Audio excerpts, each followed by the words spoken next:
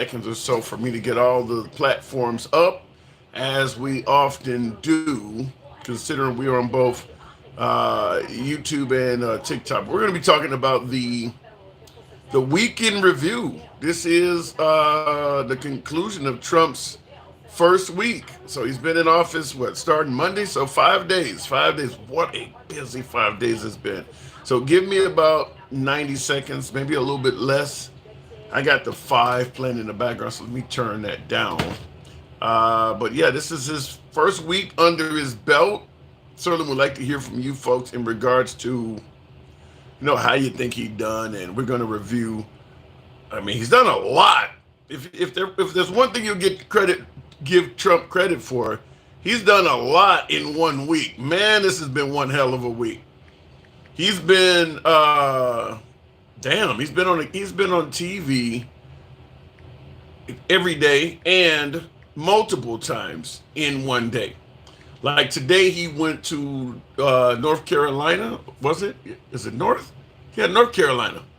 And now he's on his way to California. So he will be on television from both North Carolina and South and LA in one day. Gavin Newsom is supposed to meet him at the airport. We'll see how that goes, because there is no love lost between him and Gavin Newsom. I'm almost set up here, so I gotta get my YouTube horizontal going, and then we can get the show on the road. I don't know why the brightness is down so far. Okay, so we'll go ahead and take this one out so I can get my YouTube horizontal going. I see in the comments, just want to say, love the show. Thank you, Mr. Sloth. Appreciate that. Give me a few more seconds, folks, and we'll get the actual show on the road. Just have so many different cameras and devices I have to get on all at the same time. So there we go. And this one here is just cold for some reason. Weekend review. Week one, as you want to, we can even look at it that way. And the crazy thing is, it hasn't even been a full week. He's only been in office 5 days. Busy man. I mean, say what you want about Trump. One thing we can say is he definitely, whether you like him, whether you hate him, whether he's getting things done you like, whether you think he's destroying the country, whatever your opinion is of Trump, one thing you can't deny, he's getting a lot more shit done than Biden. I don't think that is up for debate. You may not like what he's doing, but he is definitely doing more. Definitely doing a lot more than Biden. So, again, I got all my cameras up here. I mean, man, it's crazy how much he's been in the news. So, we got YouTube horizontal going here. I got to plug the charger in, and then we should be to get this show on the road. I don't know why everything wants to act crazy once we're going. Okay, there we go. All right, so last but not least, I got to make sure this shit is charging. So we'll go ahead and start. 3, 2, 1. What up, folks? Once again, it is indeed your boy Tim, the handsome liberal. Happy Friday. Happy weekend to all of you folks. Bear with me. I'm still connecting some of my chargers to my equipment, but this is the conclusion of week one, President Trump. And I guess just for shits and giggles in the comment section, remember when you were in school, elementary school, high school? For some of you folks that had middle school, I didn't have middle school. I went K through 8 at the same institution. But for some of you folks remember the letter grades A, B, C, D, and F? I want to ask you folks, give me your letter grade. 5 days of Trump. If you had to give him a letter grade based on the first 5 days, what would be your letter grade for Trump after only 5 days in office? Because he has concluded a full week. F's, wow. I got Ron and Marsha saying an F, but Smith is saying an A. Now, Damon and Wills, there is no such thing as an F minus. God, that's when your teacher has Trump derangement syndrome. An F minus. Wow, that's about as low as you can get. Damn. What would Trump have done to deserve an F minus. God damn, that's bad. So anyway, that's what we're going to be talking about, though. Comedy, all comedy aside, President Trump has concluded. Originally I said the first week, but in reality, he's only did 5 days. Does it not feel like he's been in office for a month or two already? Does it feel like Biden just got on Marine One and left the White House on Monday? Or does that shit feel like it's been weeks ago? I gotta give a shout out to Trump for the standpoint of, like I said, regardless if you like him or not, the boss effect, feeling like a boss, feeling like a take charge person. It felt like he became the acting president literally the day after the election in November. It's felt like he's been the acting president of the United States since November. We got world leaders going to Mar-a-Lago. We got world leaders making calls. We got Elon Musk on the phone. It literally felt like the moment he was victorious in early November, he just pushed Biden to the side and said, I'll take it now. And I'm saying that no matter how you feel about him, even if you think he's doing a shitty job, you gotta admit, it feels like he took the helm immediately, which, in my humble opinion, makes Biden look kind of weak with that, because Biden should have came out and told the people that. Like, I still got 2 months left. I understand that, and threw his will around. I'm trying to plug in a charger here to my YouTube before we continue, but I want to respond to a super chat. Eggs are up 37%. So, J Aviation is saying, in regards to grading, because I asked for a letter grade. I asked to give a letter grade on how you think Trump has done so far in his first 5 days. And some of you folks gave him an A, but a lot of folks gave him an F. A couple said an F minus. J Aviation is suggesting or pointing out, at least where he's at, that since Trump became president, the price of eggs are up 30. Is that real? Is that true? Now, that's one of the biggest issues that a lot of Trump supporters have been talking about, is bringing down the price of eggs. So he says they're up 37%. Now, Trump ran on all of this shit, ending the Ukraine-Russian war in 24 hours and all this stuff. I'm going to tell you something. My humble opinion, I keep using the phrase in the middle of Fifth Avenue because I think it applies. I don't think he really has to meet most of those promises. I think the folks that support Trump believe that Biden was so bad that Trump could fail on 90% of the promises and only deliver on 10%. And I think they would still see Trump as a much better president than Biden. So we can judge Trump on whether or not he delivers on some of his promises. But my humble opinion, certainly for MAGA and even a lot of traditional Republicans and independents, it won't matter. It won't matter. He doesn't have to deliver on that stuff. They're going to still say he's better than President Biden. So we'll see. Anyhow, looking in the comments, Chicken Chop says, let's go, Peter Hegseth. I think Hegseth will get certified. I mean, what I want to say, the support, I'm going to be kind with this.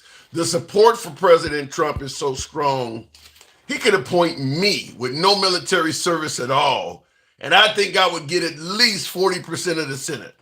If Trump brought my black ass in there, listen, he doesn't have any military experience, but I've talked to him.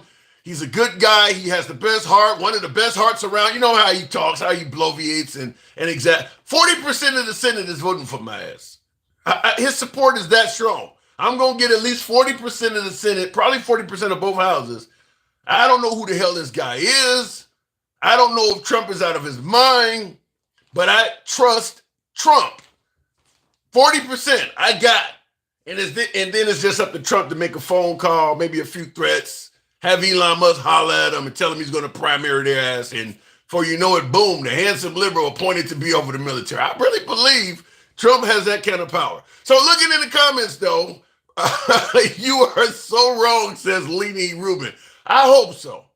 But the evidence does not indicate that. And I'm willing to admit when I'm fucking wrong. But 40% of the Senate, 40% of the House, they riding or dying with Trump. It does not matter. I really believe that. Looking in the comments, he has a 52% approval rating right now. Yeah, but that's overall. That's overall. You look at his approval rate with the folks on the right, it's probably 80, 90%. So yeah, I definitely think that he could, because when I say 40%, how many members of the Senate? 50, 52, 54? What percentage of the Senate is Republican? When I said 40%, I mean 40% of the Republican part. I'm not talking about overall. So maybe I didn't say that right. But out of the Republicans in the Senate and Republicans in Congress, I would get 40% of them if Trump was backing me. I really believe that. I would get 40% of the Republican Senate, Republican Congress if Trump and Elon are telling you, you need to put this guy in there. 40% rolling with him. Now, we're talking about the weekend review. There's just too many topics on Trump to really narrow it down, but we will talk about the fact that he is threatening not to give aid to California unless they have voter ID. I'm 100% behind. I'm 100% in favor of having an ID to vote. I don't believe there's any excuse why a full-grown adult cannot get an ID. Certainly in a national election when it's only every 4 years, even in the midterms.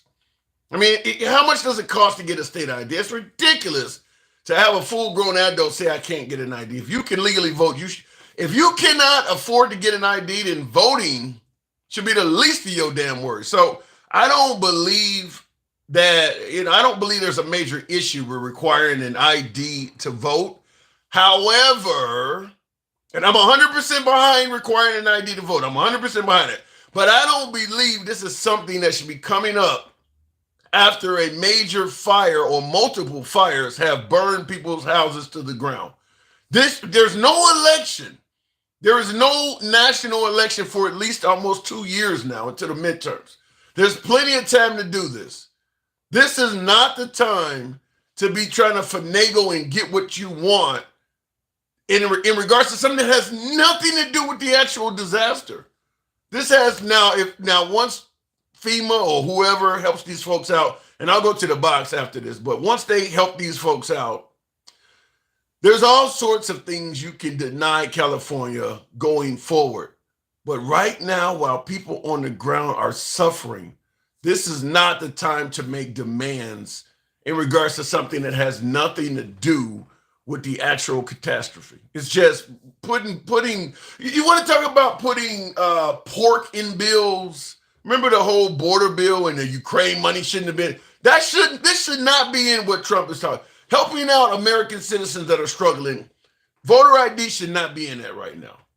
I cannot back Trump on this at all. I'm willing to point out when I think he does something right. This is absolutely wrong. Can you imagine in a Republican state something going wrong and all of a sudden the liberals are talking about, well, you need to treat the transgender right or something like that before we help you out after a disaster? It should not be in there. It absolutely should not be in there.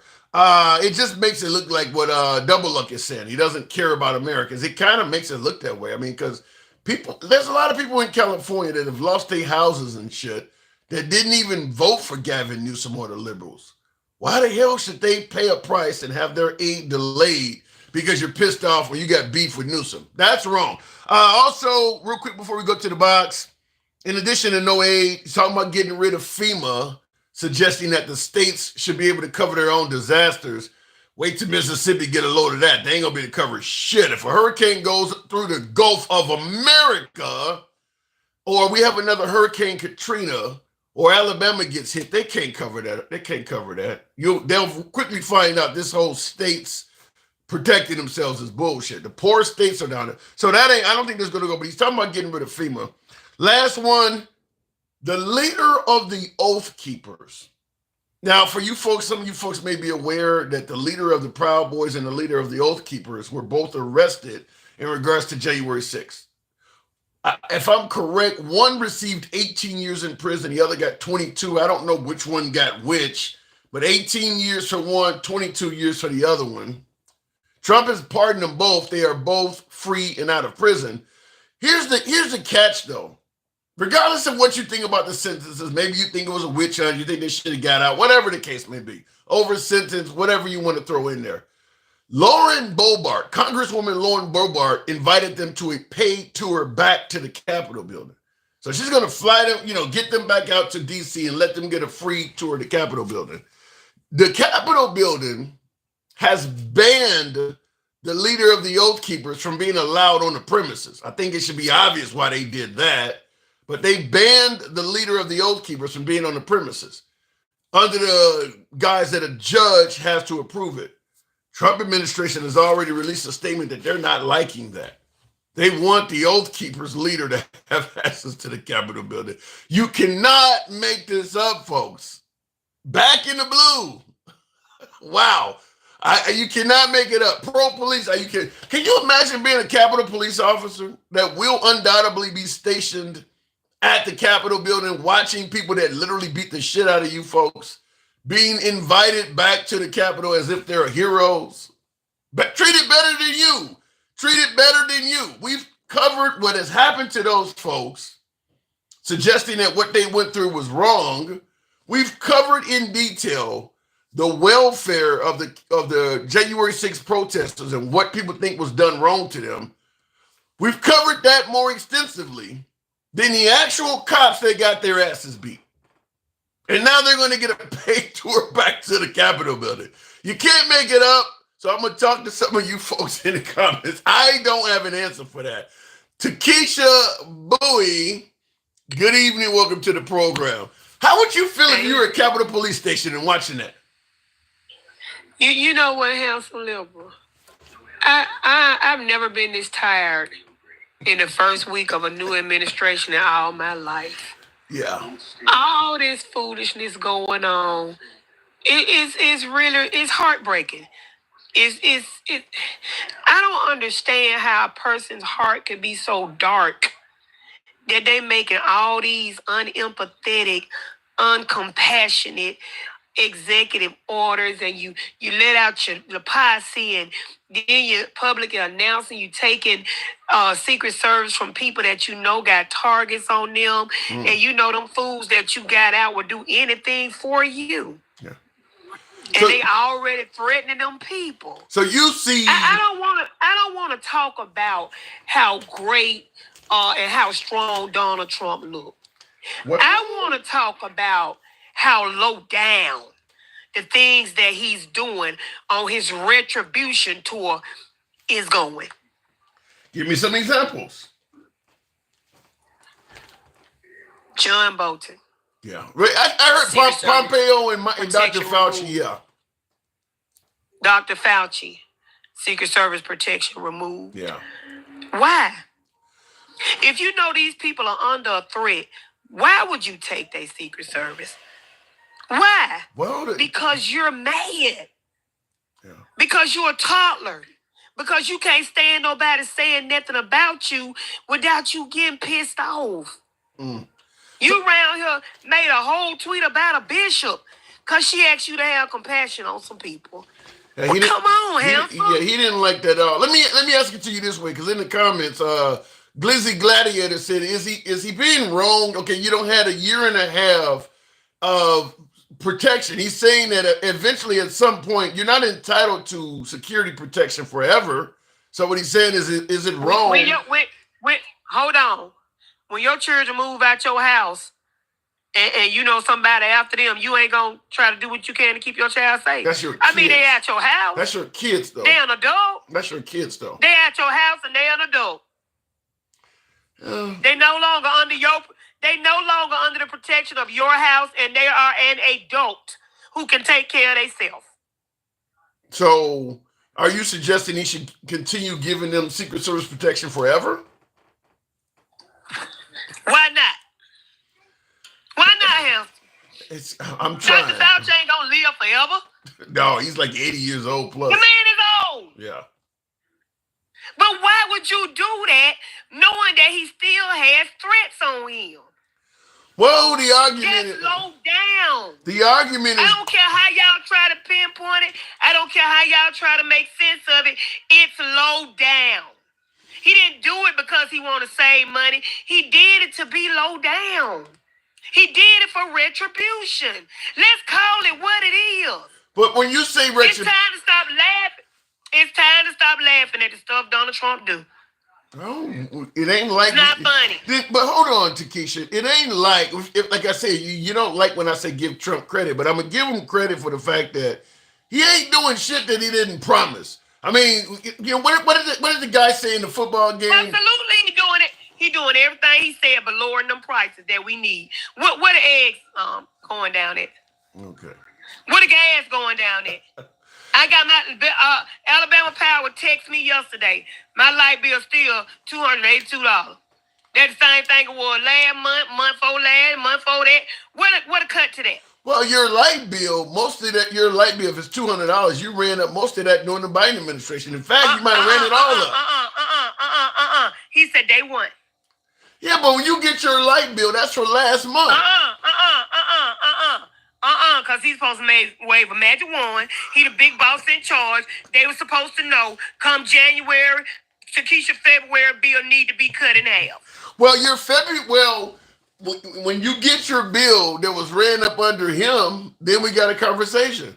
But the bill you got now was ran up under the Biden administration. These are the words you said, handsome. You said he became a boss. Yeah. Time he got, elected. So that's when my light bill should have started taking the new amount on because he became the boss at that moment. That's what you said. Yeah. Throw my words back now, I went to Walmart because I was going to give me a couple of cartons of eggs. I want some devil eggs. Mm-hmm. Guess what? They went up $3. I can't believe that you didn't know that eggs went up 37% when you watch Fox News when they was the first people to report on it. Because they ain't reporting it now. They did report it. They were the first news source to come out and report that they went up 37%. What reason did they give for why it happened? It's the bird flu. Okay, so they ain't blaming the president no more. Who took us out of the World Health Organization? That would be Trump. How are we gonna monitor bird flu? I have no answer for that. How are we gonna know if we gonna get in a pandemic? How are we gonna know? I guess. How are we gonna know if egg prices going down if we don't know how the bird flu going? Yeah. I got one for you. I always let you have them when you get it because sometimes you draw some interesting comments, but I'm gonna give you the flow on this. I'm not gonna let this one get by. Jeff M on YouTube horizontal says, "Well, she's on welfare anyway. Get another job like the rest of us." Floor is yours. Let me say this so my account can go and get taken down. Bitch, I'm not on welfare. But I fare very well. Your dumb ass need to stop talking about black folks on welfare when white people are on more government assistance than any fucking body in the country.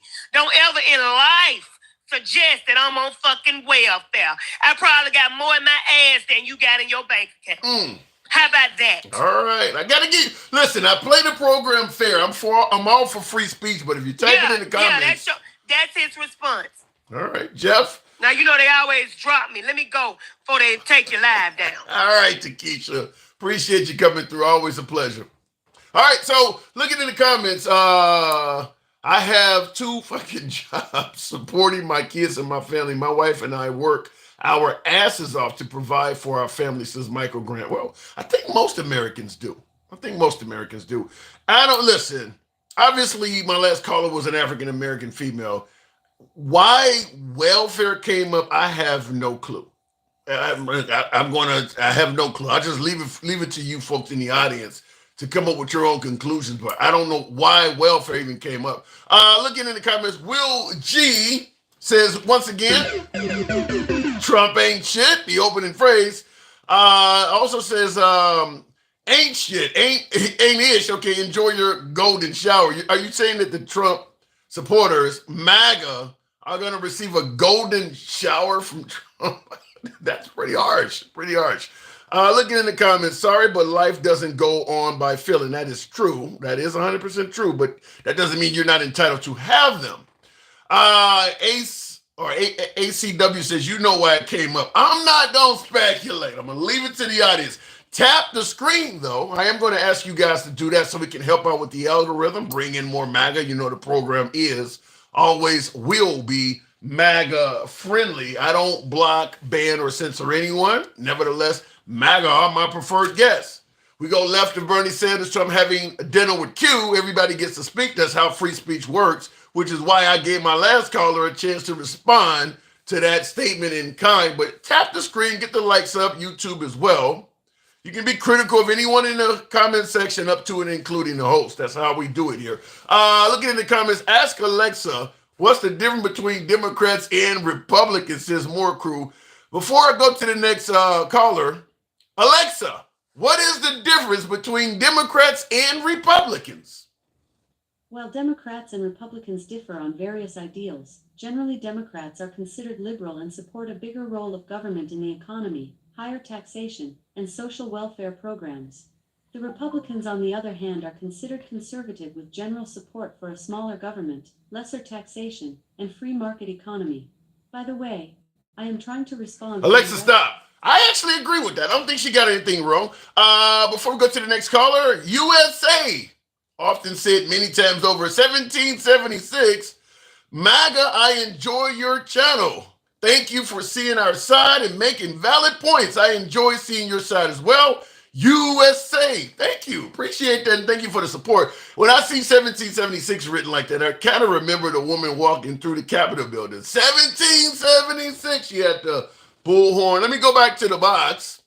Been a big week. Righteous Beast. Love the name. Good evening, Righteous Beast. We're covering a weekend review. Trump has done more probably in the last week than Biden's done in the whole last year. But was it good? Righteous, good evening. Let me just start by saying I actually saw you on YouTube about a week and a half ago. I left you a super chat, and I wanted to speak with you. And you told me I could only speak with you if I came to TikTok. And so here I am on TikTok. I appreciate the opportunity. I've never been on TikTok. These have been a pretty enlightening last few days. And it's an awesome app, and I think I want to stick around. Awesome. Well, let me make it clear for folks who may not understand what you're talking about. YouTube does not give me an ability to actually speak verbally with the guests, but a lot of the comments you hear me reading are coming from YouTube. So I don't ignore my guests because most of my MAGA viewers are on YouTube. But when he says speak to me, he means like we're doing now verbally. So it ain't that I ignore you if you're typing in. It's just verbally TikTok. And by the way, we're on Instagram right now too. Instagram Live is where we are. So if you got Instagram, the handsome liberal there, the floor is yours. Righteous Beast, I love the name. Thank you. So let me just start by saying a few days ago, day before yesterday, I think I heard the young lady you were just speaking to before. And honestly, man, it's an embarrassment to hear young ladies like her speak about Donald Trump or about the state of the country. I voted for Barack Obama. I'm 45 years old. I live in Georgia. They'll let you know that I'm a malleable voter. I am willing to go with whichever party is going to cater more to me and my family. I have 6 children. I have 2 college graduates, 4 at home. I voted for Donald Trump in 2016 because most people didn't want Hillary Clinton to be the president. But under the leadership of Donald Trump, I think we saw some really spectacular things happen as far as HBCUs, opportunity zones, PPP loans, securing our border, the economy, black business ownership. I just thought it was overall I felt much more like there was someone actually fighting for the American people. But the last 4 years, when you hear these people, like the young lady who just spoke, degrading Donald Trump and berating him, I wonder if she had anything to say for the last 4 years, seeing our borders completely open, wide open, millions of illegal citizens coming into our country and being treated better than any African Americans ever been treated, living in high rises in New York, Chicago, and California, getting free housing, free medical, free cash cards, and being treated better than we've ever been treated, better than our parents have ever been treated. And then to have the nerve to go and vote for more of that. I'm a black man. I don't like war. Donald Trump in 2016 was the first president in 41 years to not get us into any war quagmires. He didn't start any wars. Even Barack Obama destroyed Libya and Muammar Gaddafi. Trump, he wanted peace through strength, and it actually worked. But now we're supposed to fall in line because we look a certain way with a party that hears us say we don't want war, but they want to fund wars that are destroying innocent Palestinian women and children, and innocent Palestinian men. I don't care if it's a man, woman, or child. If they're innocent, leave them be. Okay. We have Democrats. Okay, We have Democrats signing missiles. Okay, let me get it because you covered quite a bit. I did do you just. I'm sorry. No, listen. This is what we do. You're totally. I totally appreciate you coming on. I don't mind you covering it, but I want to get in there and push back and see how we can hash out some of your points. Now, first of all, you talked about he's done more for HBCUs and black businesses. I'm just going to tell you right off the bat, you need to convince the other black people. Most black people do not agree with that because he didn't do very well with the black vote at all. So clearly you see something that the black community just does not. I mean, the HBCU. Well, I'll tell you why. Okay. We are an very easily led people. Donald Trump signed legislation that gave HBCUs $250 million a year for 10 years, which went past any two presidential terms. When they came back in 2017, he asked them, he said, why are you guys back? They said, well, Mr. President, they make us come back every year. He said, no, we're not going to do that. And he signed it for 10 years. Look it up. Now, I do understand that post Donald Trump, things have been different. But at that time, it was the first time that HBCUs had ever had that type of upliftment. He put opportunity zones. I live in Atlanta. He put opportunity zones in Atlanta for impoverished black communities. He asked us, what the hell do we have to lose? If you look at cities that have been run by Democrats for decades, look at Chicago. They call it Chirac. Well, let me respond in regards to Chicago in liberal cities. I'm from Chicago, 30 plus years. I've lived in Milwaukee, some of these liberal cities. When you say that blacks are easily persuaded or whatever the case may be, I think it is something interesting that I don't care how bad a liberal city is run, they will not vote for Republicans. We can talk about that. Right. That to me, as opposed to blaming that on the media or people that are easily persuaded, that doesn't reflect well on Republicans. What is it about your party that is so easy to persuade people in liberal cities that you're not the best? I'll tell you what it is. Our people have been conditioned to believe that we are perpetual victims. Therefore, the Democrat Party understands that all they have to do is tell our people that the other party is racist. But you do realize Martin Luther King was a Republican himself. So clearly there's something. So clearly the African American community knows how to follow the right party. When he was Republican, most blacks were Republican back then. So now, let me ask you a question, Handsome. Yeah. If you look at African Americans during that time, if you took a photo of the black community at that time versus now, which would you say was the classy version of African Americans? The ones that white people were mistreating more. The ones back then, because we stood for something. We stood for class. We wanted to be equal. We wanted to be respected. And ask yourself what Lyndon B. Johnson meant when he said, I'll have these blank words voting Democrat for the next 200 years. What he was doing was giving black people civil rights. In my opinion, if I'm being treated like shit and you show up to help me out, yeah, you're damn right I'm going to be voting for you for the next 200 years. The other side wasn't doing it. So I think he had and by the way, Trump would say the same damn thing. If he was doing something as significant as that while he was signing the bill, he would look at all the black people standing around the desk and say, this is really big for you, is it not? I'm going to probably have your support for a long time. He would say that too. That's a legitimate pushback. I don't think Trump would call us N-words. Lyndon B. Johnson actually said, I'll have these N-words voting Democrat for the next 200 years. That underscores, it underscores a motive, something that's hidden, that's not for the public to know. So if they already feel that you're less than them, keep in mind, in 1861, Abraham Lincoln was the first Republican president. Okay. And he ran for the party of the free man. And that was the party that fought to free our ancestors. Okay? It's the Republican Party. Of course, now the Democrats will tell you that there was some kind of magical switch, but we live in reality. No, where are you getting it? I think some of the stuff you're saying, Sir, you're telling me the party switch never happened. Well, if you can tell me how a ubiquitous switch happens, and like right now it's 2025. You just covered it when you said I'm gonna be voting for you for the next. When you quoted what Lyndon B. Johnson said, that's what he was talking about. Is that I'm going to give you guys something that's going to make you vote for us for the next 100 years. You actually just covered it. But you do understand what he meant. Doesn't matter. That's the party switch happening in real time that you're denying. No, that's not a party switch. That is a destruction of the nuclear family for black people. Okay, if you want to call it that, that's fine. But what I'm saying is they were voting one way, and when he did that, they started voting for the other party. That is, even if you think it's a destruction of the nuclear family and all that, it is a party switch. They're voting Republican, and after that, they're voting Democrat. What I'll say in closing, because I know you have other guests to speak to, is that when you have a party that sees black people being uplifted and coming through the marsh and becoming respectable citizens, and you decide we're going to give you something, but what we give you, you can only have if your family is destroyed. And if the father comes back home, then you can't have it anymore. And what is the other party doing? The other party wasn't doing anything. That's why we didn't vote for Republicans. I want you. But you do know Trump is different from the other party.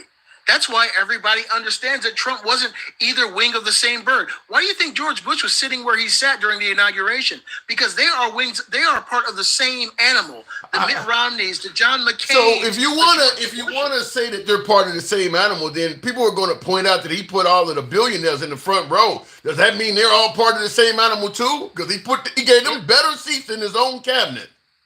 You do know that these billionaires are all part of a new generation of people who want to do something different. They're not part of the old guard. Zuckerberg, Musk, these are all young people who are what we would consider geniuses of business and of finance. But hold on. You're saying that Zuckerberg and all these folks are genius. They want to do all this. A year ago, you guys were treating Zuckerberg like he was Satan himself. I don't know what to believe. You're absolutely right. A year ago, Zuckerberg was the boogeyman. It was fine on the other side. And now you like him. I want you to hear something. I didn't say I like him. Okay. I didn't tell you that. I'm talking about Trump. Trump has to take the help that he can get. Yeah, but I'm going to tell you that you don't give a bunch of billionaires better seats than your own cabinet. That sets an interesting message. You got the folks that are not going to be running the country sitting in front of the people that are. It makes it look like maybe these are the people you're going to have running the country. But you do know Elon Musk is going to be over the Department of Government Efficiency. Yeah, but Zuckerberg and all of I want you to hear this before I move on, because we mentioned the party switch. I've played this on the program before, and I'm glad to have you here. Maybe you've heard this before. It's only a minute. I don't think I have. Go ahead. Well, listen to this. President Biden will become the first sitting president to speak during a Sunday service at the Ebenezer Baptist Church in Atlanta, where Reverend Martin Luther King was once a pastor. King appeared on Face the Nation in May of 1964 when he was working along with President Johnson to get the Civil Rights Act passed. Dr. King, in light of recent statements of Senator Barry Goldwater and, in some cases, Richard Nixon, do you think there is a real danger of the Republican Party becoming the white man's party in this country? I think this is a real danger, and I've talked with some Negro Republicans who are very concerned about this. I see trends and developments which will reveal that unless the liberals of the Republican Party take play a much more decisive role in leadership positions, this will become a white man's party. And I think this would be tragic for the Republican Party as well. Now, you know there are no liberals currently in the Republican Party. I mean, the party switch is happening in real time during that interview. There's a reason why he's talking about he has a fear the Republican Party is going to become a white man's party and the liberals in that party need to speak up. So when people tell you that the switch didn't happen, then what the hell? Why is he talking about liberals in the Republican Party needing to stand up? I got two pieces of information. Yeah. Donald Trump used to be a what? A Democrat. If he switched over to a Republican, he'd be a what Republican? If he switched over to a Republican, he would be a conservative Republican. He would be a liberal Republican if he went from pro-life. Pro-life, pro-2A? No, he would not be conservative. Hold on. I mean, liberal. Being pro-life isn't being conservative. It's that's liberal. Just being natural. To me, that's just being natural. It's political. Come on now. You know, if you're talking about giving a woman the right to choose, and you got a choice between liberals and conservatives, one are going to be in favor of that and one is not. Handsome.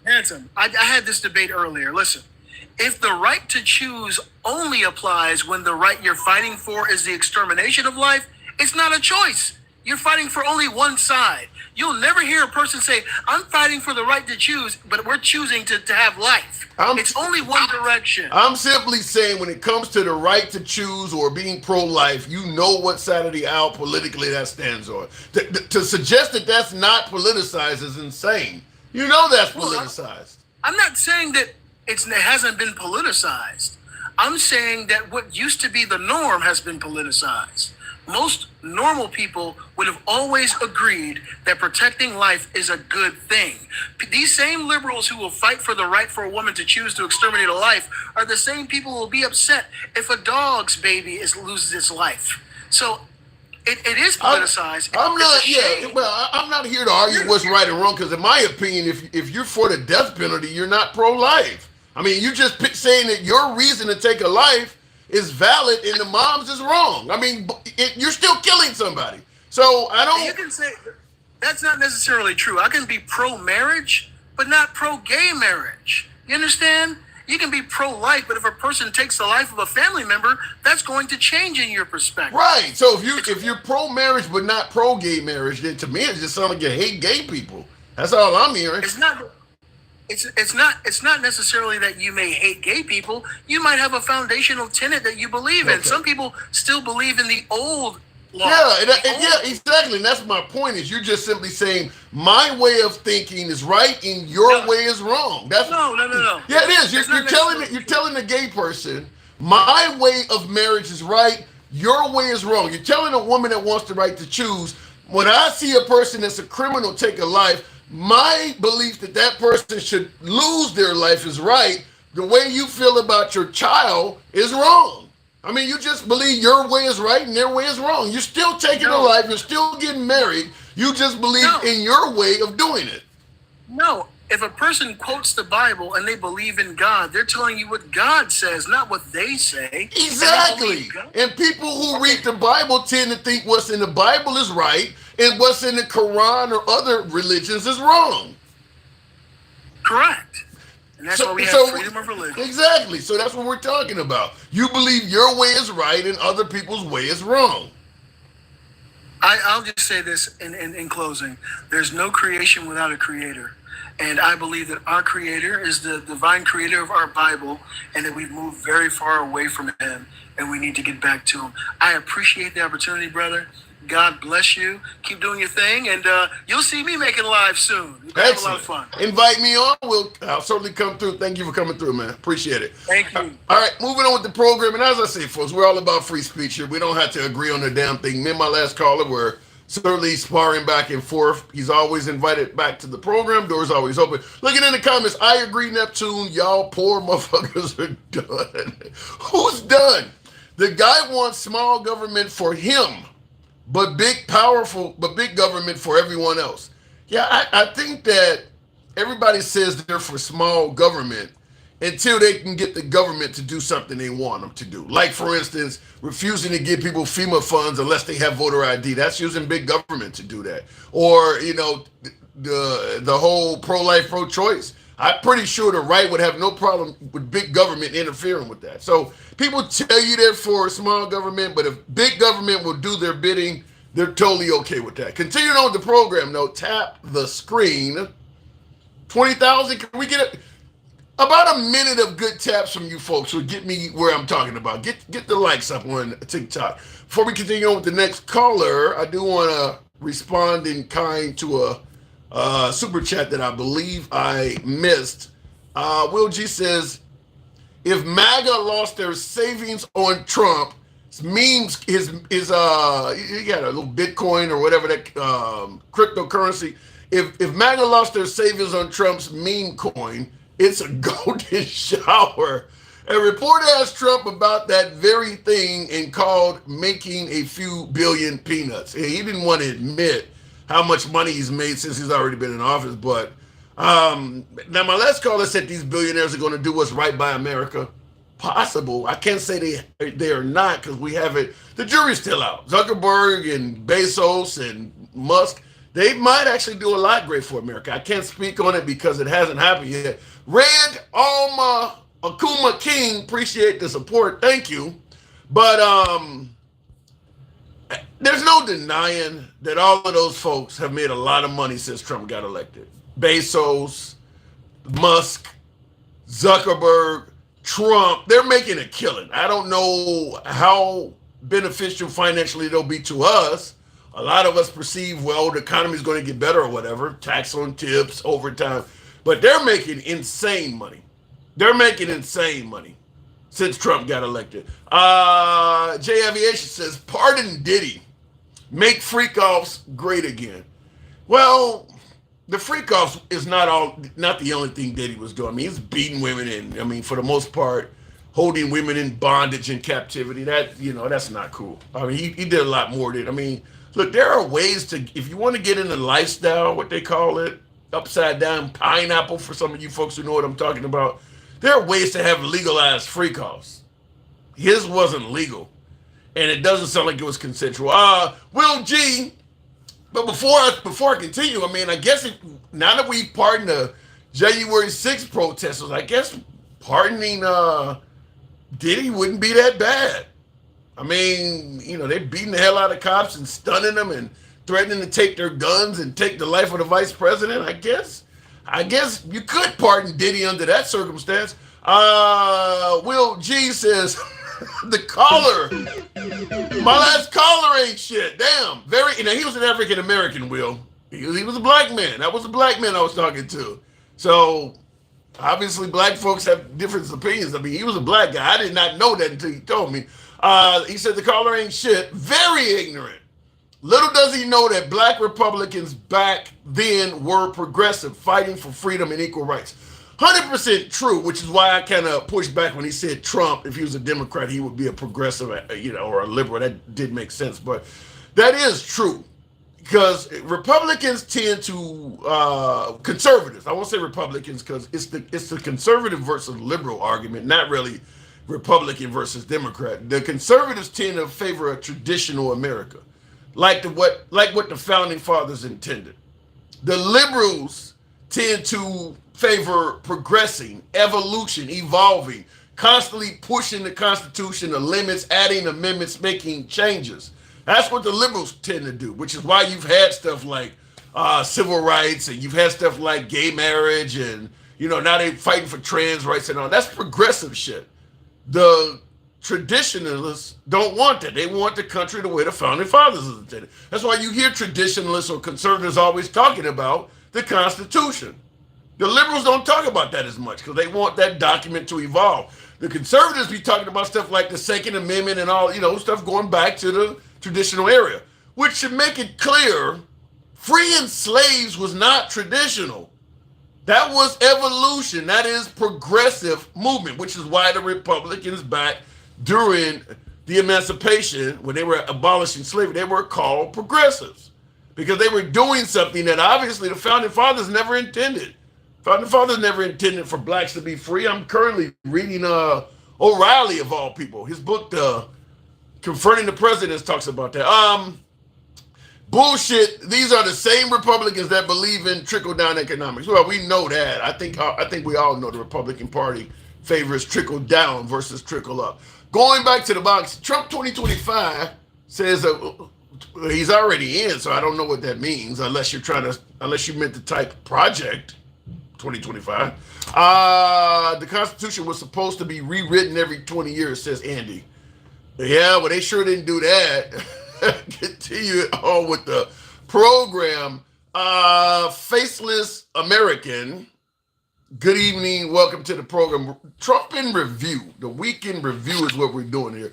How have you liked this? The last 5 days has probably been more busier than Biden's whole last year. But do you favor what you've seen? How do you like what's been going on, Faceless? Well, I don't know if you remember any of the conversations from the times that I've been on here, and I've always said that even though I support a lot of Trump's policies, I'm not a Trump woohoo, But Fair enough. I'm waiting to see what happens. I like a lot of the stuff he's doing. He has brought a lot of money into the country. Japan, Saudi. You're looking at nearly $2 billion in investments. They've got land picked out already for building in Texas, and they're looking for other locations to build their AI and data storage and stuff for the. Any evidence of how this is going to benefit the average American? Though, I believe the oligarchs, the Zuckerbergs and Bezos, they're gonna make a killing. But what about the average American? They wouldn't do it if they weren't going to make money. That's what they're in it for. But I think it's going to create a lot of jobs. So you've got the jobs, you've got the investment, you've got a lot of positives that come with it. Now, any idea? Because you mentioned creating jobs. He's talking about closing everything down from FEMA to all of these different departments. Those are people's jobs. Obviously, he's costing a lot of jobs too, though, right? Well, he is costing jobs, but I think if we ride this out and see where it goes, I don't think it's going to be as bad as we think it is. Anybody with an ounce of common sense knows that whenever you change something and you reform things and you move things around, that it gets harder before it gets better. You know what I mean? If you change your budget and you're spending, $100, $200 a week on entertainment, but then you're like, man, we got to knuckle down. Mm-hmm. We can only get that, $1.55 blockbuster movie. We can't go out and have popcorn and cheesy breads and all that shit. Mm-hmm. So it's going to be a little rough. Yeah, but what about the language coming out of his mouth? He's talking about replacing FEMA and letting the states cover their own disasters. Is that even possible? Let's say a state like Louisiana during Hurricane Katrina, for instance, where they had, that still remains the largest displacement of Americans in one disaster. Could they have handled that on their own, Louisiana? Well, from a historical point of view, when you look back at it, that's what states did. States had fires. I think there was a fire in Chicago, a major fire, and it rebuilt itself. That created new construction companies. That created new electricians, that created, it helped build them back stronger. So, it does have its advantages. So you do believe a state like Louisiana with no federal assistance could have sustained Hurricane Katrina and rebuilt itself? That's where I'm torn, because a lot of the states I think you mentioned Mississippi, a state like Mississippi would be screwed. Yeah. They could do it to a point. But I think that there should be concessions in there for aid, but to go in and just say we're going to pay for everything, all that does is puts it back to the way it was when you could have a stronger city or a stronger state. Yeah. So here's what go ahead. Here's what concerns me. We've had 200 plus years in this country to see to get a little research and analyze how certain things work. And what makes me kind of hesitant, or it leaves me baffled to some degree, why go back to some policies of the past where we're sure as to why they were changed to begin with? Like a woman's right to choose, for instance. We know why they legalized the woman having the right to choose. Bad things were happening. And states' rights, we know why they went from states' rights to a larger federal government. We know how the states treated people. In fact, I always say on the program, even now, anytime you hear the phrase states' rights, it's usually the states trying to take the rights away from someone. I don't want to marry two gay people, or I don't want to let this person do that, or I don't want. It's never to expand rights. It's almost always used to compress rights. Why do we want to go back to that? I honestly don't know. And I hate to say it. I am a Christian, but I'm probably one of the worst Christians out there, because I do believe in. What are you, Catholic? No, God, no. You got a priest collar on while you talking to me? Baptist. Okay, all right. But I don't like abortion. I don't like the thought of it. I get it. I understand there's certain circumstances, and when my kids were when I found out I was going to be a father, I had to think about this and talk to this with my wife at the time. What if it's something that is going to be where my child or our children can't fend for themselves on their own when we pass, as they're adults and they need care. My mother worked in the state. You wouldn't tell them to pull themselves up by their bootstraps, would you? No. Okay. No. All right. So, like I've said before, there's a lot of things that I don't like, but I do think that this country needs a severe enema. And I'm not opposed to Doge. I'm not opposed to it. Does. You look at the corruption, you look at the things that are going on, and nobody with an ounce of common sense can say. But hold on. You're saying the country needs an enema. You're pointing out corruption in this country. You do realize we elected a guy that pardoned all of the January 6th participants. I'm not going to defend Biden's pardons. Biden's pardons are bad too, but is that the guy to get rid of corruption after doing that on the first week? Well, some of the people I can understand. When they're pulling old ladies out of their houses because whatever. The people that were walking around picking up garbage. The old lady herself. I know who you're talking about. The old lady herself is on record telling Trump, "Do not use my story for political advantage or advantage." She stated herself, "We should not be pardoned. We actually did this." But I think that anybody that assaulted a police officer on the Capitol grounds, I think that anybody who did damage, I don't think that they should be without some sort of repercussion. What about giving them a free tour back to the Capitol building? That one kind of stings a little bit. That one's kind of a kick in the nuts. So the Capitol Police, when they're there for their own safety, so that nobody else comes in the Capitol building and does anything wrong, the Capitol Police will be stationed there and has to provide safety and protection to the same people that kicked their ass. This is getting rid of corruption and giving us an enema. Like I said, man, it's a kick in the nuts. I think Trump is the enema. I think Trump is the enema. That's a brilliant description. But we do need to do something. We've got people out there working at home, and we're paying money on buildings, renting buildings, paying insurance on buildings. The government's spending how much? So either put those buildings to use, or get rid of the bureaucracy is what's killing us financially. We've got all these people out there, all these buildings that are supposed to be doing stuff, and then you look at silly things like the Pentagon can't pass a freaking audit. In how many years? Where's those hundreds of billions of dollars going? If not trillions of dollars going? These are things that need to be addressed. I'm willing to put up with a little bit of dipshittery in order to get something changed. No, it depends on what it depends on what your definition of dipshittery is, because you're talking about police that are claiming that they thought they were about to die that day. Yeah. We could talk about apartment complexes in Colorado being taken over by immigrants and all that, but the Capitol building being taken over by people that are threatening to kill the vice president. That doesn't get in. Those folks get treated like a hero. But the immigrants in Colorado, now we got some bad guys. But, on the same hand, though, there are people that were put in, and the mistreatment of those people, it might as well have been a Russian gulag. What do you mean? You've got people that were, like putting people into solitary confinement, them not wanting to release them, after the pardon because whatever reason, but, were these people beaten? Were they, and there are reports of that. There are genuine. Here's what I don't understand.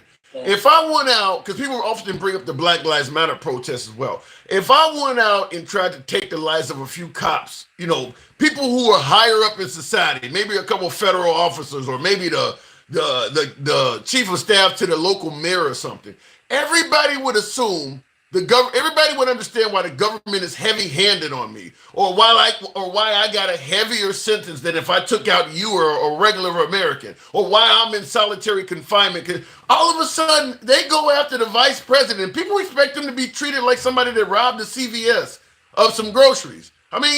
Do we realize the scope of what they did? I don't think so. Yeah, that's what I think it is too. I think that's what it is. I don't differentiate between, I would be just as pissed if it were Black Lives Matter or, whatever group, a liberal group, some college group doing whatever. Violence is the last resort. But that's not, You know what I mean? I hear what you, but let me interrupt you and say this. America is often heavy-handed on people that threaten our sovereignty or do something of heinous. Like, for instance, when Bin Laden did what he did, we went to 3 countries starting wars. I mean, we're going to treat, if you're threatening to take out the VP and all of the heads of state, because all of Congress and the Senate were in that building that day, it's not going to be the same as going in Best Buy and stealing a few TVs. I don't get why people keep comparing this to Black Lives Matter.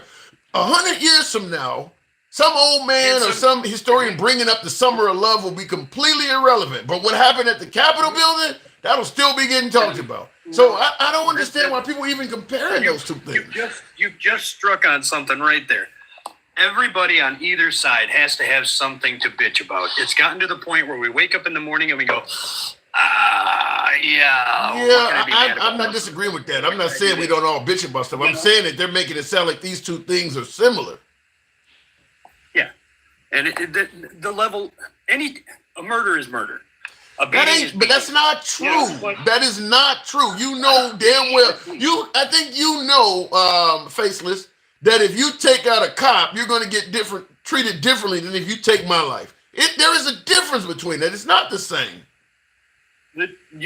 Both parties should be put in prison. But you do know that threatening to take the life of the VP is going to be different than the threatening to take my life. It's a big difference. Yeah, you might as well discount yourself as getting tossed in. Right. So why do they keep bringing up BLM and why they didn't get treated the same when you know you're taking out the heads of the U.S. government? I mean, like, this is crazy. They got nothing better to say. They've got nothing better to compare it to. Right. You know, they have to make a comparison to make themselves sound legitimate. Yeah. And that's exactly what, everybody does it. Everybody has some sort of a pissing contest. Nobody can just say, you know what, that was shitty. That was horrible.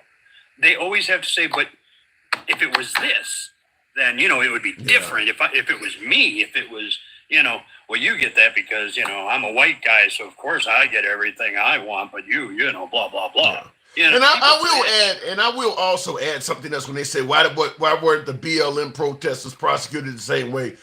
When you go and commit a crime in probably one of the most video recorded facilities in the country, you're doing it under high definition video. The streets of Ferguson, Missouri are not covered with cameras. You're really making yourself easy to catch. I mean, you're doing this on high definition TV. A lot of the places with a BLM riot, there's no cameras all over the damn place like that. So of course they're going to catch every little person. Yeah, and it's sad. I wish we could all get along. I mean, you and I, Barry, in different on opinion. If I saw you on the street, I'd, hey man, you want to have a beer? I like you. I don't care. I don't give a rat's ass what your opinion is as far as whatever. I don't judge you on that. You're entitled to it. Mm-hmm. But everybody wants to be mad about something. Everyone has to want to be a victim. And it's really getting old, man. It's getting old. I want people to look at the things that are happening. I want people to acknowledge it. I want to learn from it. And then move on with life. Do you think that really can happen under President Trump as our leader when he attacked John McCain 2 years after the dude was dead and stuff like that? I agree with you. We should move on. He's not doing that though. So you want the people to wise up and unite while the leadership is still promoting division. I don't see how you do that. Well, you can't. Yeah. I agree. And you can't. And you couldn't do it under Biden. You couldn't do it under Obama. You couldn't do it under Clinton. We couldn't do it under, we couldn't do it under any of them because I don't think we want to get along. We're always going to be divided. We're always going to be divided to some degree, but Trump is on television a lot more than Obama, Biden, Clinton, or anybody else was. And every time he's on television, he's criticizing somebody. Anytime you put a microphone in his face, he's talking negatively about somebody.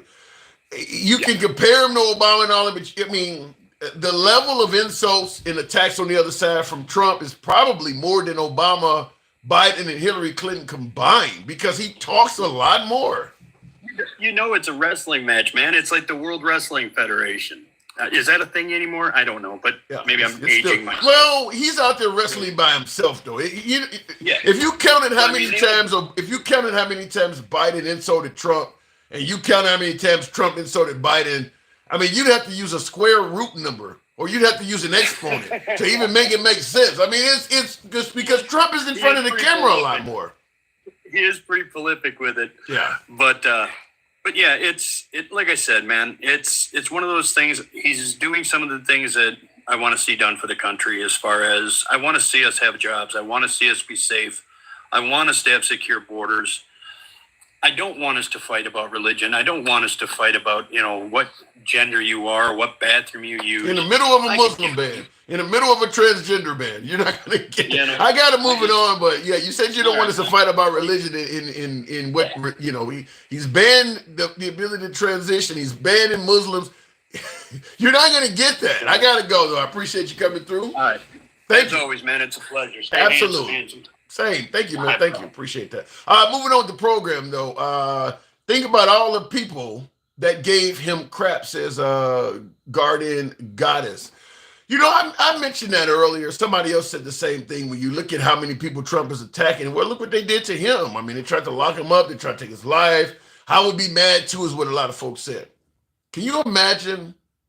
Let's take Martin Luther King, for instance. I played a video clip of him earlier. Now, he was successful in getting the Civil Rights Act passed. Now, we all know he was threatened. Well, he ultimately got killed. They didn't try to take his life. They did. But you got to think the dude probably received 1 million death threats, was called the N-word probably so many times you couldn't count. Can you imagine if he did the same thing Trump did? Well, they always attack me, so I'm going to attack them back. You think he would have even been successful in getting the Civil Rights Act passed if he returned the vitriol? I just want to point this out for folks who say, well, the liberals got Trump derangement syndrome. You think MLK derangement syndrome would not been the order of the day if he took Trump's advice? I'm going to attack everybody back that attacks me. You think it would have worked out well for him? Probably would have got shot in the face a few days earlier. So I get that people are attacking Trump. Damn it, they attacked Obama. In fact, Trump was one of the main ones attacking him. Notice how the other presidents did not do that. George W. Bush, I still can recall in his book, Decision Points, which I have behind me, talked about how awful it made him feel when Kanye West got on Saturday Night Live during the middle of Hurricane Katrina and said Bush does not like black people. Some of you folks may remember that. Hurricane Katrina, George W. Bush was considered a failure on that catastrophe.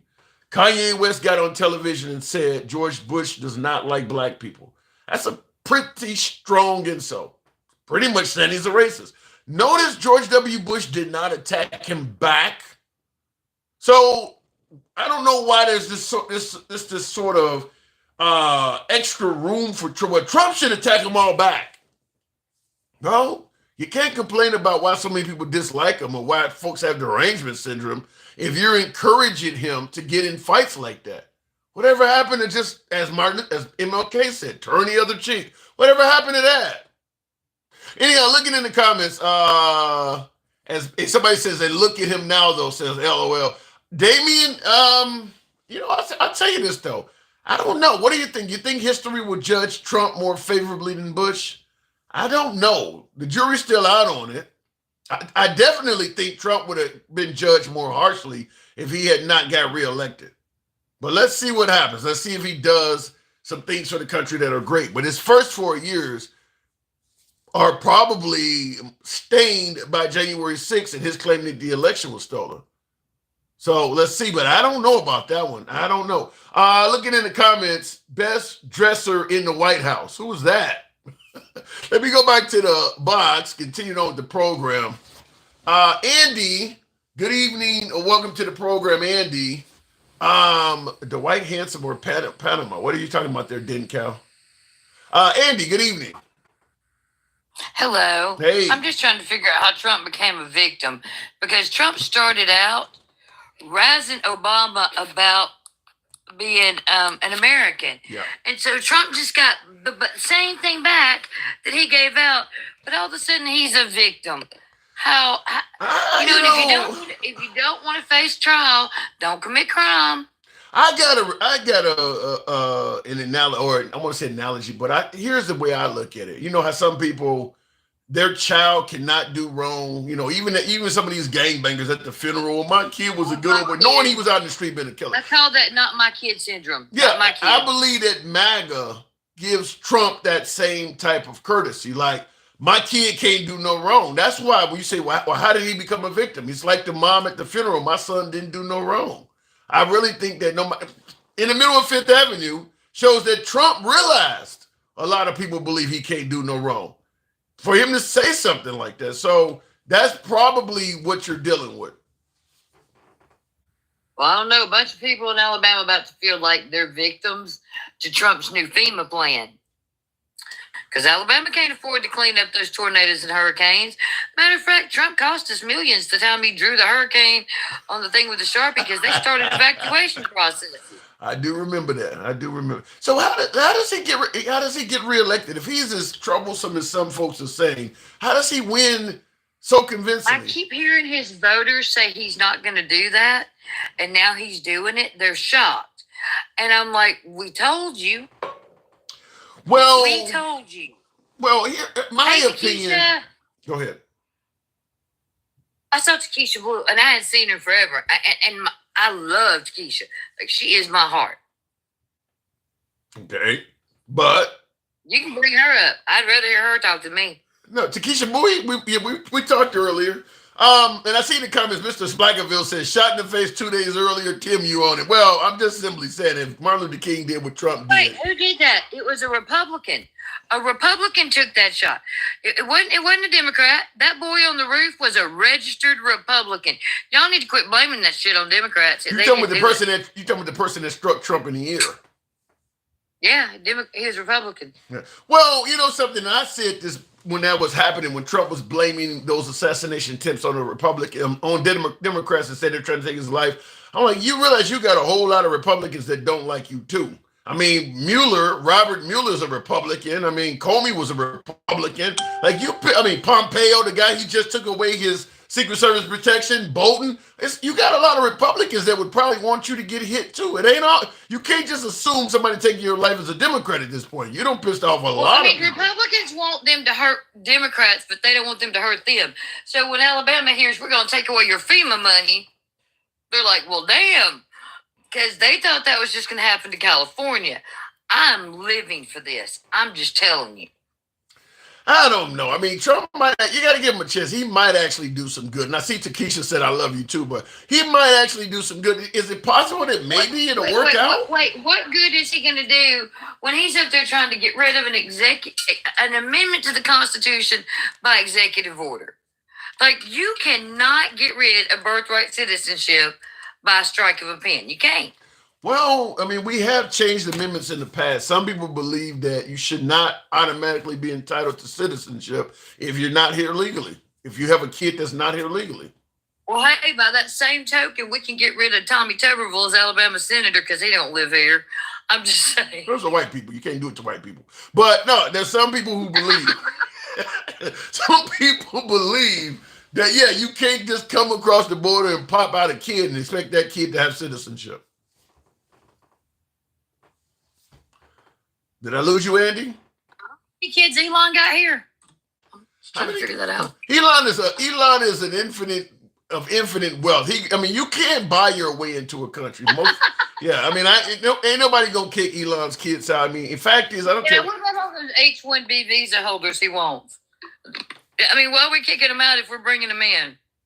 I don't know how they're doing this. They believe these folks that are here illegally are, harming and sexually assaulting women, so they believe these folks are violent criminals. But yet we can let Trump release the guy who founded the Silk Road, who literally traffics like everything, including people. After those January 6th pardons, I gotta agree with you. Any notion that you want to get bad hombres out of the country while you simultaneously are pardoning bad hombres and inviting them back to the Capitol building for a free tour, yeah, it does hurt the credibility, because all of them weren't just innocent old ladies that were on the outside. Some of them folks were true felons. And I mean, not only that, I was more disheartened to sit here and watch Trump shut out his his faithful people and replace them with the dictators of all these right-wing countries, like the vice president of China, to watch him get inaugurated while his faithful were stuck out in the cold. No parade, no nothing. Yeah, I've heard some folks suggest that maybe Trump has talked to some of those folks on how to become similar. And that's why he was inviting them over, show them, solidarity or whatever that he might want to be. Victor Orban taught him. Victor just couldn't make it. I think that is literally Donald Trump signaling to the world that we changed sides. What are you suggesting? None of our allies were there. What are you suggesting? We're on the cusp of becoming the Axis powers? Yep. Well, until I start seeing allies bowing out, I can't necessarily agree with you, but he does. Did you hear Denmark and Greenland tell us to go F ourselves this week? Yeah, I mean the governor. I mean the former president of Mexico, Vicente Fox, back in the day, told Trump to fuck himself too when he was talking about I'm not going to pay for the fucking wall. But I mean that's just words. And when I see people actually start getting away from the United States, through treaties and agreements, then I'm agree with you.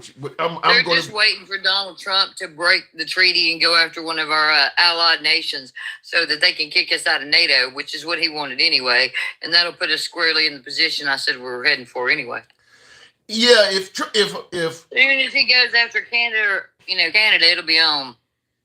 Well, he wants Canada to become a state, so he's almost telling Canada, like the remember the Gaston flag, join us or die, the 13 colonies? He's almost giving Canada that kind of ultimatum.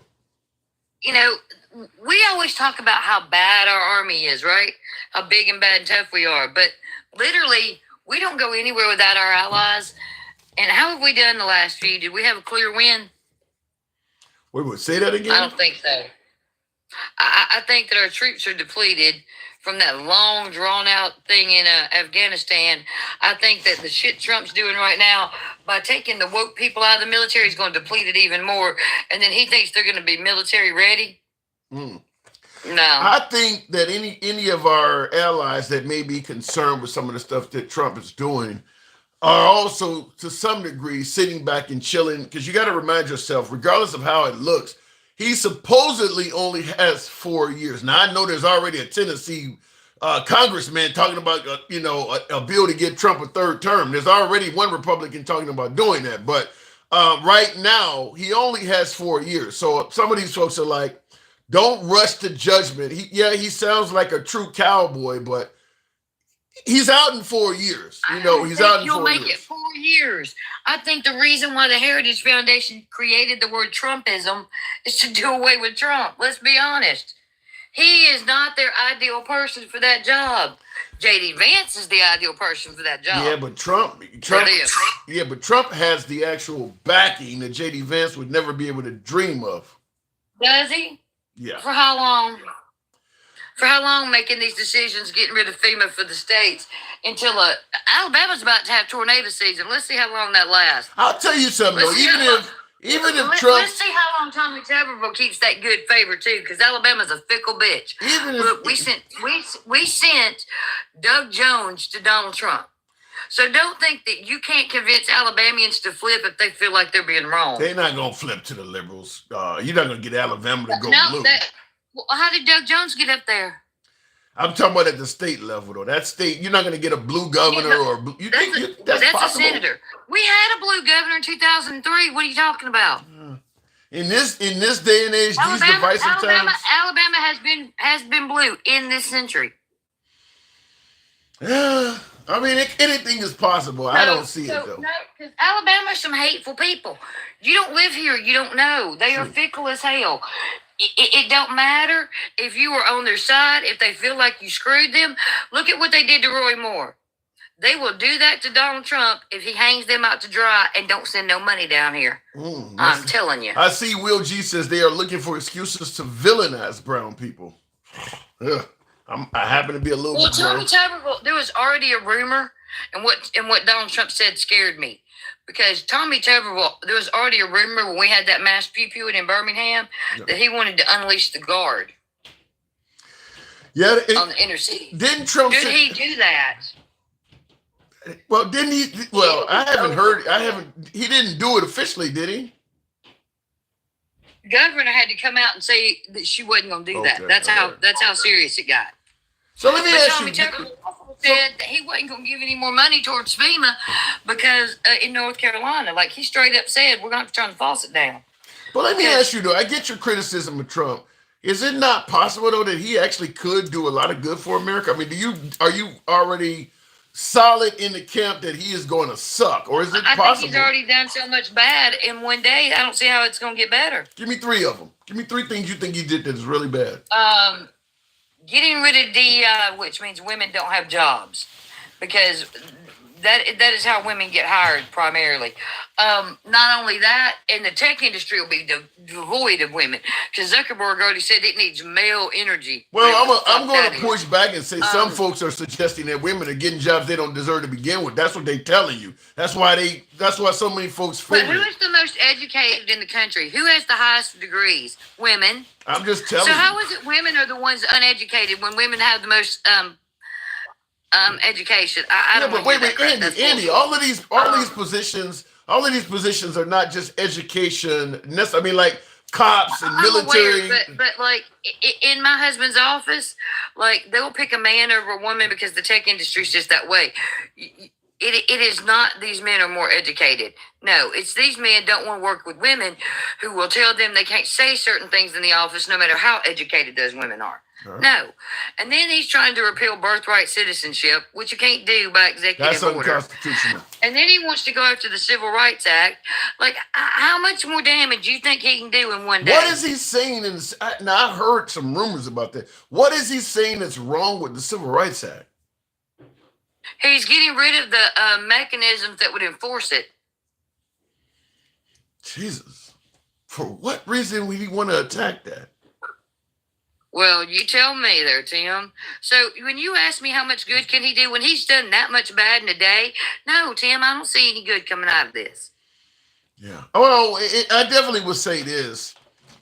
It's a good time to be a white male, Christian, straight. It's a really good time. I mean, there's no denying that there's going to be some benefits, some gains for straight white Christian males. So it is a good time to be a straight white Christian male. That's literally what Michael Flynn's preaching, to see nationalism now, isn't it? And why would he want to get rid of the Civil Rights Act? I'm going to have to look that one up. Damn, that is a bit concerning. I haven't heard that in detail. The protections that give it its enforcement. That's how you need to look it up. Enforcement, because that's where you're going to come out with the answer. Because these people in the comments, you don't know what you're talking about. Yeah, I got on my YouTube comment somebody saying, "Girl, you're shaming Alabama." Says she's wrong, Tim. Not to worry. No, I'm not. I'm not. I wished I was wrong. I hope you're wrong. I hope you're wrong in the Civil Rights Act. I really hope you're wrong. I would rather be wrong than seeing this happen to the United States of America. Believe me. Well, maybe it's time to consider moving abroad if that's the case. Well, I have not heard that. There's nowhere to run. Look at all the other countries that are turning right wing. This is the biggest ultra right wing movement on the earth. He invited who was his Farage, the Brexit dude. He invited China. He invited, like, it is ridiculous. He invited Hungary. Like, you see people, there are people in the comments that think I'm right too, by the way. So I'm looking on YouTube while you're talking, and there's plenty of folks on YouTube that also are claiming that he's taking away the enforcement of the Civil Rights Act. I'm gonna have to listen to that. I don't want to play it while I'm on air, but I'm curious to hear his reasoning for doing it. What is it about the Civil Rights Act that you don't like? I mean, that is concerning. I'm just going to say that is concerning that so many people are claiming it. I need to see if their claims are valid. I know people sometimes criticize Trump, and they're not right, but he's went after DEI. I know he doesn't favor the transgender community. He is rolling back rights of other minority groups, women. So I need to hear it, but it is concerning. You know, it's funny because women raised all the people on this earth. Well, so women can't be damn incompetent. I can't, but you know, I always push back and bring up this. You know, I've told you this too, Andy. He won the women's vote. Women talking about he's taking away rights and he's anti-women. They voted for this dude. And they're starting to find out it is shocking to them. Like that woman that worked at the veterans thing. I can't believe you shut down all the hiring and froze it. I'm collateral damage. Like, MAGA is freaking out over the fact that they're losing their jobs. And I'm here for it. I'm just going to tell you. All right. Well, like I said, women showed this guy love. So if for some reason... Yep, and they FO'd, now they're going to find out. I hate it for them. You fuck around, you find out, that's the way it is. All right. Appreciate it, Andy. I got to move on. That's right, Dawn. Weak women voted for Trump. See ya. Peace out. All right. Thank you. Yeah, he won he definitely won the white women's vote. He didn't win the women's vote in any other category, talking about Hispanics, black women, but he won the white women's vote, and that's the majority of women in this country. So he got more than 50% of the women's vote. Edward says, but you're a trumpet, Tim. Really? How are the folks in the comments calling me a libtard every damn day? Saying I don't know what the hell I'm talking about? Appreciate you coming in. I appreciate the input, but that just shows when you're kind of in the middle, both sides think you're a piece of shit. I get a lot of folks telling me that, you're MAGA, you voted for Trump, and then the Trump people are like, you ain't one of us. Tap the screen, get your boy likes on up to about 40,000. We can certainly make that happen if you show the program some love. Let your thumbs not be lazy. Tap the screen, get the likes on up. I want to respond to the super chat. Thank you, Will. Trump removed the executive order for equal opportunity and affirmative action in 1965. Like I said yesterday, I expect hazing to be back and sexual assault to skyrocket. I will say this. Regardless of what side of the aisle you're on or how you feel about President Trump, whether he's going to do great things for America or you fear he's going to roll us back to 1920 and attack all minorities. Based on what I've seen so far, at the very least, I think there's a legitimate reason to at least be concerned, because he is attacking all of these different areas, DEI, and he's attacking civil rights. I mean, he is attacking this stuff.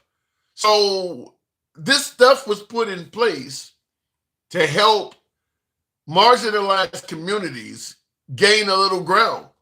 I mean, he's attacking them all simultaneously.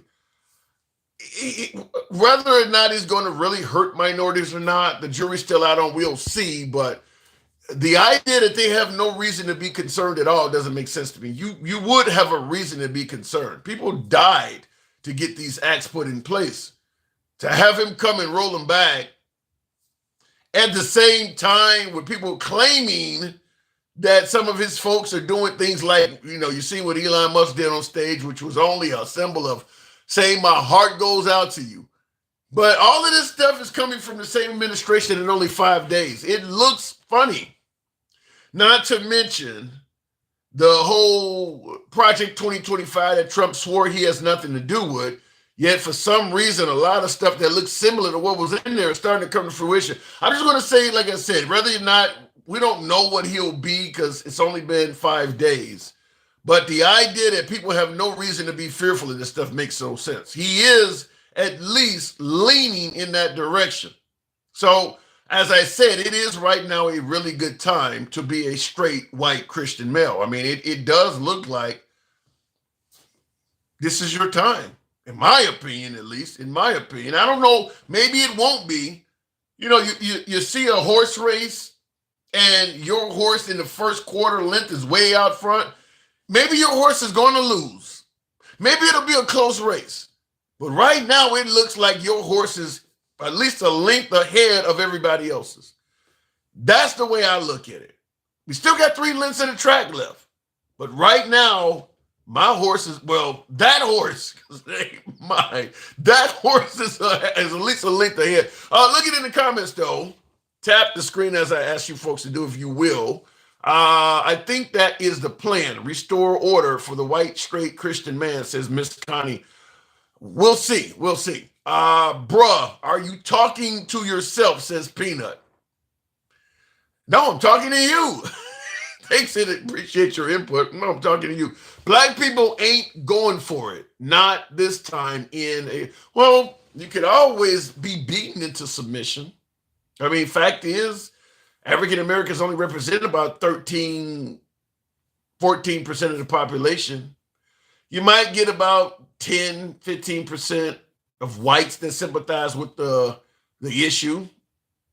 But from what I've seen, in my opinion, as long as you put a little bit of money in people's pocket, you strengthen their economy, and you make their lives better, they'll turn a blind eye to what is happening to other people. I mean, that's the way we are in this country. Me, me, me. As long as you're making my life better and you're doing things that I favor and I want,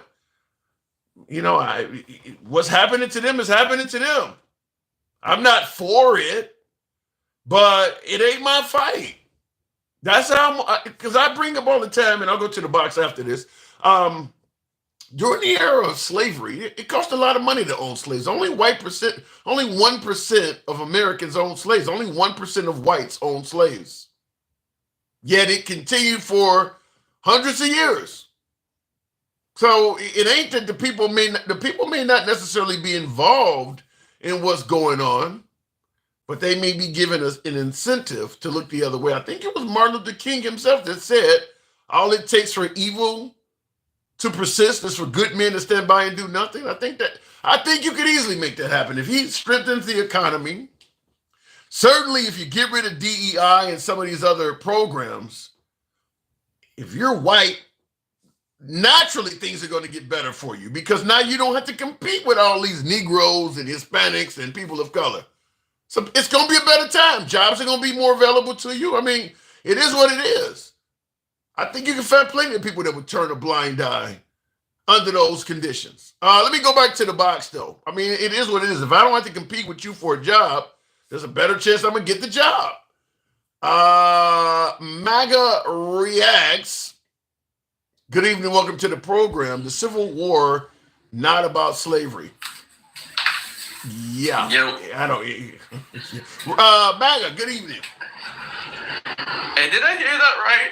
The last caller said that women can't get jobs without DEI. Like they don't have the skills or the knowledge, or that they're not smart and they can't get the jobs on their own. That they need DEI, or they're not going to get hired. She did say something like that. She did say something like that. I don't think women would be prevented from getting work, but I think the point she was trying to make is it would be acceptable to discriminate against women. So we still got plenty of discrimination laws. If someone's discriminating against women, you can still sue them. You can still go after them. DEI is just some stupid shit. And hold on. DEI is not just hold on. Let me respond to what you just said. Let me respond. Hold on. I'll let you continue, but let me respond to what you just said. That you'll still have discrimination laws and if you make it so that it's not illegal, now your only option is for you yourself to hire an attorney. You know how much money that costs? If a company discriminates against you, you've greatly weakened that person because now the fight is all on their own. As you say, they got to hire an attorney and sue. Everybody can't afford to do that. That's also the problem with DEI. They can't hire an attorney and sue the companies that discriminating against them through DEI. DEI is just stupid on both sides because it's not just it's not just sex or race anymore. You have to be black or a woman and LGBTQ, and on top of that, you have to be poor. And there's so many checklists. By the time they're done, they're ignoring 99% of the population. So you're not getting a good employee if you're ignoring 99% of the population. I'm trying to find out where is this big of a deal. I mean, a person who is highly qualified and educated most likely will be able to get a job. Why are we making it sound like DEI is preventing all these people from getting jobs? Because if it's DEI has to do with things that people can't control. Like you can go to school and learn how to do a job. You can't go to school and learn to be black or gay or LGBTQ. But you can be discriminated because of using it in hiring. Let me ask you this. Reverse discrimination. It's reverse racism is what it is. Let me ask this to you. So if you're an employer and you don't want to hire women, should you be allowed to do that? No, then you could get sued for that. But you also don't have to always hire women and ignore all men. No, I agree with that, but it's bad on both sides is what I'm trying to say. I'm not for it or against it, but it's bad on both sides. You shouldn't do it either way. Now, I'm also 10, 20 years ago, we needed it because back then it was a different world and we didn't know better. But now we're more exposed to each other than ever before. Like back then, you could go all your life and not meet a black person. Today, even if you live in that kind of situation, you can still get exposed to them online. You can still get, the online world brought everybody closer together. So, like, racism isn't what it used to be 20, 30 years ago. No, you could. The reason why everybody's close together is because of these acts we're discussing. Because they could prevent people of color from using the internet and things like that if they wanted to. I mean, you could, just like certain countries. Come on, be real. Did you just really say that? Yes, I did. They're going to put a camera on every computer and every phone and only let you on if you're not black? No, there's all sorts of passwords and codes. You can have an ID where, I mean, if countries can ban their entire population from getting on certain websites, you're going to tell me you can't do it for certain people? That's easier to do than require, like, blocking certain people from using the internet. That's so crazy. No, the reason why... Putting a firewall against the internet, it's a different thing from putting a firewall... A firewall is digital. It could be expanded as big as you want. You can't put a firewall against every device. Let me tell you what I'm talking about. Let me tell you what I'm talking about. Just like you got a social security number, a driver's license ID number, you got numbers that are associated with you. They could actually have you receive an internet number that is associated with you. If you as a person is on a site where your group is not allowed to, it's a felony. Now you might be able to find ways around it and do it, but now you could be a potential felon. And that would on top of that, you guys always talk about how deporting all these people is going to equal the economy losing all this money. Imagine if you stop a whole race from getting online, you're going to lose a lot of money. They'd rather keep you guys online and keep you guys brainwashed using the internet than get you offline. If you're going to bring up stopping a whole race of people from doing something is going to lose you money, then you got to explain how we've had discrimination for most of America's history. They don't care about the money when they're doing it. There are Americans right now that would love to. Hold on. There are Americans right now that would love to be able to ban from doing business with certain types of people. I always use my own self as an example because there are Americans right now that like to shit in a litter box. That doesn't mean anything anymore because it's such a minority. It doesn't matter anymore. I don't know. Here's where you leave me baffled. I don't know why we think that if you go back and remove the protections from what we used to do in the past, that we won't go back to the past. I mean, there's a reason these laws are put in. First of all, we don't even know that's true. That's something the last caller just made, as far as I know, made up. I never heard anything. I've been watching TV nonstop and watching the news nonstop. I didn't hear anything like that. So I don't know where she got that from, but, I think that's just fear-mongering. And you guys like to throw that word around a lot, but that's like true fear-mongering. Well, I can give you some examples of things you do know. I mean, if you, like, for instance, if you roll back a woman's right to choose, they immediately went to laws from the 1800s. I mean, it actually happened. So why would we think it won't happen in other areas? Yeah, because they haven't needed to update those laws. Once Roe versus Wade was gone, they have to update these laws now. They have to get rid of them. Like, they ignored them because they didn't really matter. But now that they matter, you could vote on them, get rid of them. And I'm talking about both sides, not just the right or the left. Like, the left could fight them, and the right could renew them. These laws were just ignored because, Roe versus Wade didn't really require you to have any, abortion laws. Isn't Trump using archaic laws in regards to illegal immigration and things like that in the anchor baby stuff? Isn't he doing that now, using all these old laws? No, he's trying to figure out. I mean, what do you mean? The Constitution's old laws? Like, no, what I'm saying is this: if they did something in history to right a wrong or right an injustice, and you remove what they did, I think it's crazy to expect that injustice won't come back.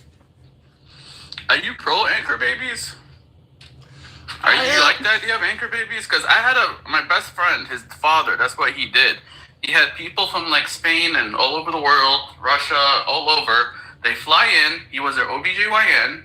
He basically delivered their babies for a lot of cash, and that was an anchor baby, and that's his business. His entire business was anchor babies.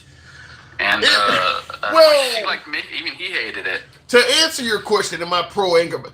That's one of those issues where I'm not for or against. I mean, fact is, we're talking about poor people that would come here and, if you're wealthy, you can buy your way into America. I mean, you can buy it. I know when I migrated overseas, there's a lot of countries that if you got enough money, you can literally buy your way into it. So the anchor baby thing is mostly something that's going to be used by people with lesser finances. So I'm not for it. I'm not against it. I don't think it's that big of an issue that you need to. I mean, most of the people that are in this country, undocumented or otherwise, I don't think most of them came by that way. I don't know. I don't think it's a big one of those issue. things. I just don't like the idea of it, and we're at least talking about it, and it's going to get discussed, and it's going to get figured out. Republicans are going to push one way, Democrats are going to push back, and that's what I'm hoping happens, and we get to the right answer in the end. That's how government works. To me, based on what I'm seeing, Trump looks to be fairly anti-immigrant right now. Is there any legal way to get in this country? I mean, they took down the websites. You can no longer seek asylum at all. They won't even let you get close to border security. Right now, there's no legal way to come. Just traditional visas. No illegal way to come. You can still come in using visas. Yeah, but nobody can claim asylum at all. Visas. You still come in using the H-1B. Isn't that the whole MAGA fight was about? H-1B visas? What? And how Elon and Vivek and even Trump is pro H-1B visa. You can still come in if you have a good skill that we need, or just a good skill in general. Well, aren't they trying to get rid of that too, though? No, Trump was for it. That was the whole fight. Bannon was talking shit about it, but Elon, Vivek, and Trump were like, no, we need H-1B visas. He's always said that I want to make it a better program where we let in the best of the best. People with skills, people that could support themselves, people that could get a job. What if you're running from the What if you're running from the cartel? You need to seek asylum. Then once we balance out what what's his name did, what Biden did, and we're back to normal levels of immigration, then we could let those people in too. Then we could have. Do you foresee a day at all when Trump will ever say, "I think it's balanced now. Let's go back to that"? For sure, 100%. Like your callers like to say, like we need the immigrants, especially for all the jobs that Americans don't want to do. That's the H-1B. We have to. That's the H-1B. Well, the H-1B is more like college jobs or jobs that require actual like certificates and stuff. We're talking about like remedial jobs. Where you and I disagree. You and I disagree on that. Under Trump, the asylum seekers, that's never coming back. Because you're talking about under Biden. Hold on. You're talking about once we correct the issue to under Biden. Even under Trump and Obama, there still was at least a few million of them here undocumented. You're never going to get it down to zero. And I think Trump will always say, as long as there's a few of them here that are undocumented, we ain't ready to take asylum seekers back. You'll never see that again under Trump. Trump never said zero was the goal. And zero is never, you're right. He didn't give you a goal at all. The goal is to get back to the numbers that we're seeing, in Trump's term. So about 800,000 a year. We did 14 million in like 4 years. I think that's the number everybody agrees on, even though it's really hard to nail it down. But I think 14 million is a fair number. Even 10 million is like quadruple or triple. I hear what you're saying, but I don't think under Trump you're gonna get it. I mean, no matter how great he is at deporting people. How about we get it down to 5 million and then we'll have the conversation again? I mean, we're still at 14, like we're still up there, and we're having this conversation. Let us, get the number down to a number that we could, give everybody jobs and everybody's working and no one's doing crime. I don't know. When you say, how about we get it down to 5 million? I'm just going to tell you right off the bat, because Trump is known. Anytime Trump gives you a number of anything, how tall he is, how much he weighs, how much he's worth, you cannot trust Trump's numbers. So when Trump says how many people are in this country undocumented, it's bigger than what it actually is. I mean, he is known for exaggerating numbers. It's based on how the people feel. If the people stop complaining about immigration, then he'll concentrate on something else, and they're not going to stop. They're not going to. MAGA is not. People are going to get to the point where they're going to be like, oh, we don't have anyone to do these jobs. Let's let more people in. It's going to happen. Yeah, and Whether let them in. Or the people. Yeah, and don't let them in from shithole countries is what they're going to say. Let in some Europeans. I mean, if Europeans want to go on the farm and pick corn or pick cherries, or whatever, but the Europeans are coming in on visas. They can't just walk across the southern border like these people can. I mean, that's the difference. They have to come in on airplanes where these people, hell, some of them are coming in on airplanes to Mexico and then walking over, which I don't like that at all. But, these people you can't stop them. All right, fair enough. I gotta move it to a manageable number. Yeah, I gotta move it on. But before I do, real quick, before I let you go, a paid tour to the Capitol building for the protesters. What say you? No, definitely not. No, I don't think it's gonna happen. I think it's stupid. As far as January 6th, I know he did like a blanket thing, but if you look at the average amount of punishment people get for assault on a police officer, I doubt they get more than 4 years like these people did. When do we ever have somebody threaten to take a cop or stun gun a cop, and we are focused more on the welfare of the person that did that than the welfare of the cop? Has Trump said anything at all about the actual cops? The left made it political. They painted these people to be the worst of the worst. But the left did not make Trump keep silent on how the cops are doing. Has he said anything at all about the welfare of these police officers? I don't know. I mean, as far as I remember, there's only 1 or 2 cops that got really hurt, with the guy that got tasered and the guy that got hit by the baton. So that should make it easy. So that should make it easier to talk about him then. Yeah. One last thing. You keep saying that BLM has nothing to do with this. If they would have punished BLM like they punished January 6th, January 6th would have never happened. If they were tough, even a little bit tougher on BLM, I don't buy that. I bet there's no way in hell. If you have a time machine, January 6th would have never happened if they were tougher on BLM. Yeah, that doesn't make any sense to me. You're talking about taking the life of the vice president. I don't care what happened with BLM. You know that you can't get away with that.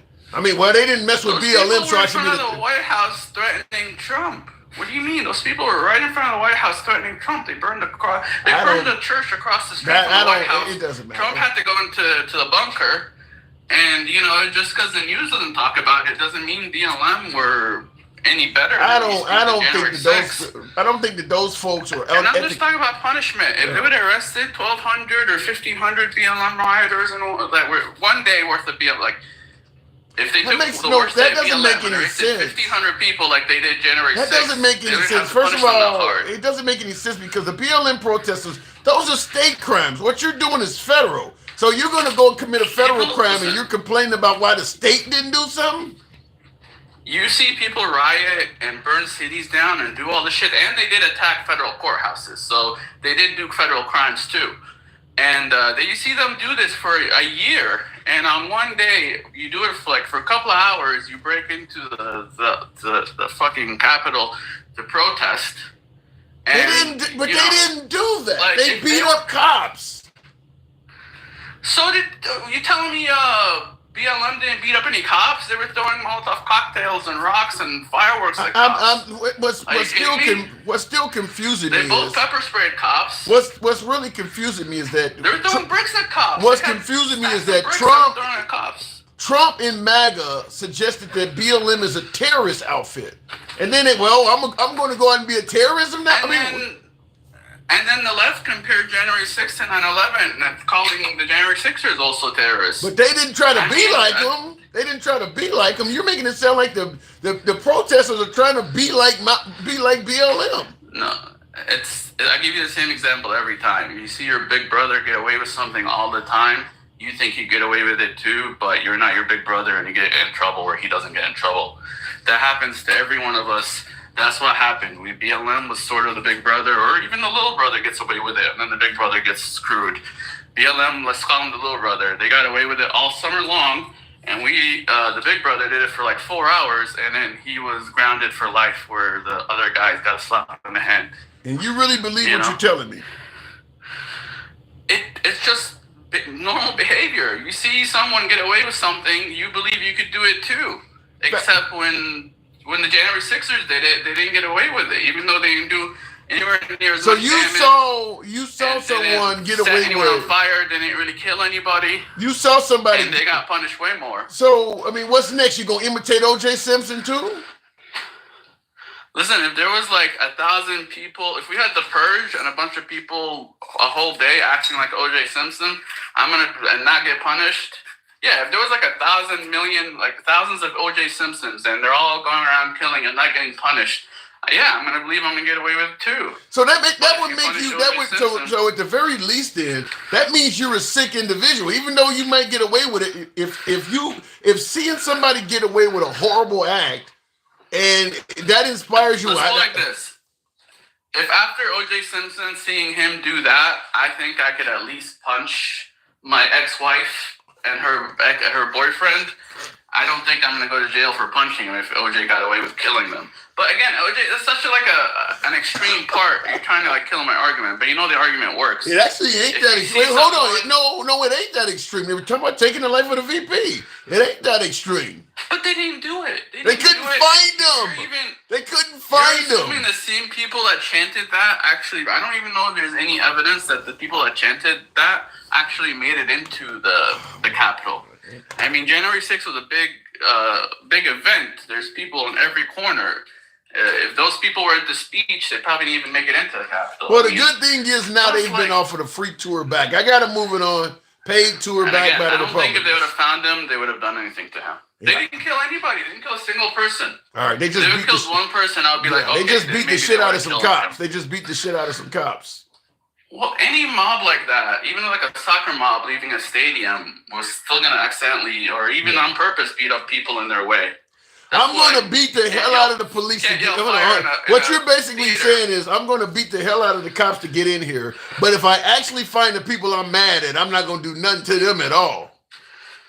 I mean, he might have gotten beaten up, but he's not going to get murdered. And he's not going to get hung. 100 people beating up Nancy Pelosi. She going to survive that in flying colors. Who was protecting those cops? But other MAGA were also protecting those cops. A lot of those cops said, you know, these people were beating me until other MAGAs came in and protected me. Okay, well, I said, they got a free tour back to the Capitol, but I got to go. Yeah, take care. All right, moving on. Trump removed executive order for equal opportunity and affirmative action in 65. I saw that. I got to look that up. That's very concerning because, like I said, my guess is if you remove gains, losses are the results of it. I don't believe that you can remove gains and protections and expect the public to just continue doing what's right.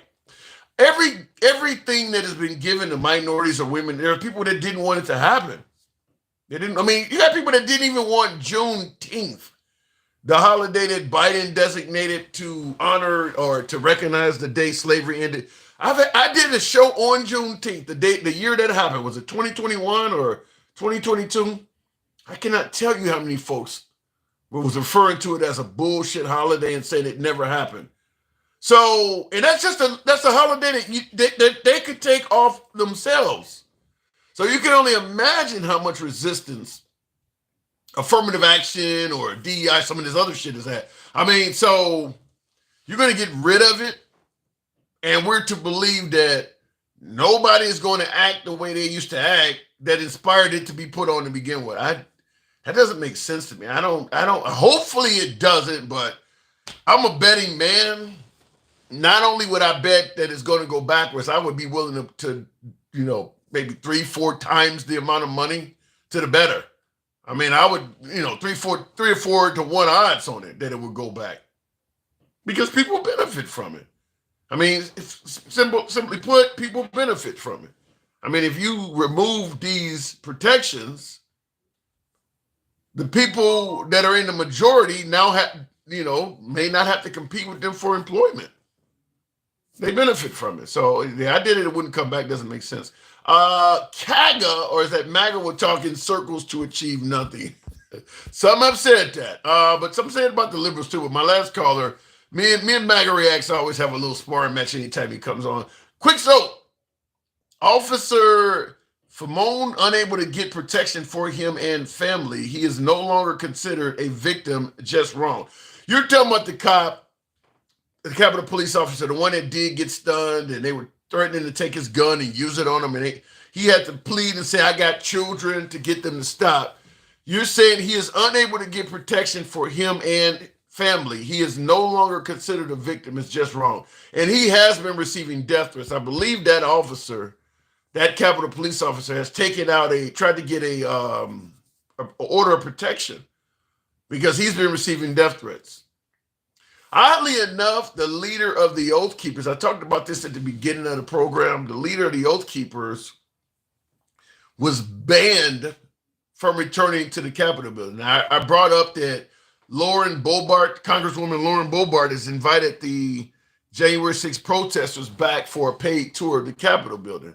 Well, they banned the Oath Keepers leader from coming back. He's the one that they're claiming had stationed firearms a few blocks away from the Capitol. And they did have some sort of organized incursion, if you don't want to call it insurrection, whatever you want to call it. They had zip ties and all of that. Well, anyway, they banned him from being able to re-enter the Capitol building. The Trump administration has already released a statement saying they're not happy with that. They're not happy that the leader of the Oath Keepers no longer has access to the Capitol building. So if they completely pardoned him, I guess the argument would be made, you don't have any legitimate reason to ban him. So they're actually fighting on behalf of this guy to get access back to the Capitol building. It's one thing to say that they got punished too hard or sentenced for too long, but look, I can't speak on it. Anyway, let me go back to the box.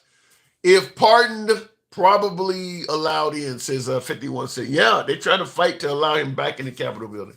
There is a difference between riots and peaceful protests. You're right. Like I said, I don't understand how the BLM protests get compared to these two things. And some of you folks disagree with me, but I do believe that there are certain things you do in this country, you're going to get the full weight of the prosecution system more than other things. I do believe threatening the life of the vice president, you're going to probably get punished more than somebody stealing a television out of a Best Buy or even setting fire to the Best Buy. You're talking about taking the life of the VP and you're in the same location with him, trying to get to him. I just think that I don't think they're going to treat those two things the same. Somebody else obviously disagrees with me, but I was trying to bring up one of my guests. I'll try it again. Sherbert, is that what it is? I'm looking there. I'll give you a moment to come up. Before we continue on, what did they do? People who burnt fire departments and police stations. Hang on a second, Sherbert. Looking good to hang on a second. Why are we not going to the states and asking them that? If somebody commits a federal crime and get away with it, why do the person who committed the federal crime keep complaining about what happened at the state level? Go to the different governors of those states and demand justice. That don't excuse the guy committing the federal crime. And the Summer of Love, by the way, happened when Trump was in office. So if you believe that something should have been done at the federal level, then ask Trump, why didn't he do it? Sherbert, good evening. Howdy, Tim. Hey. I'm just really pissed off at MAGA Reacts about the BLM. So, what do you mean? Explain, elaborate. So whenever people talk about BLM, it drives me crazy because the actual reason was George Floyd. Everyone in the country saw that was a fucking massacre. Everybody doesn't believe that, though. A lot of people believe George Floyd died of COVID or he died of fentanyl. People don't believe that. What they believe, Tim. Huh? There's enough people that did see that man was murdered. The guy who did it was sent to prison for murdering somebody. They don't. I got a lot of viewers who believe Derek Chauvin should not be incarcerated right now. Well, they're idiots, but that's fine. A lot of people. But, okay, so Tim, the same way everyone on the left is okay with putting January 6th rioters in jail for fighting cops, the same thing with BLM. Protest was a good thing to show that people are being discriminated against and murdered. Where, when people were lighting shit on fire, it was just opportunists. It difference between January 6th when they were sent to a place versus people deciding to go wild. And then they keep putting that on to BLM when it's not BLM. It is individuals being assholes.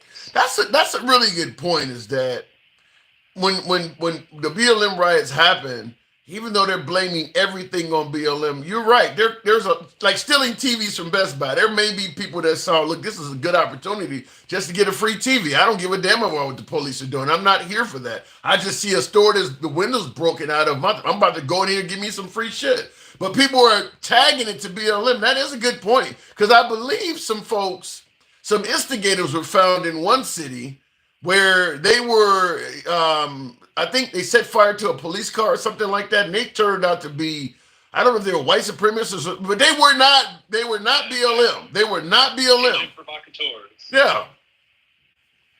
So, what are we doing here when we can?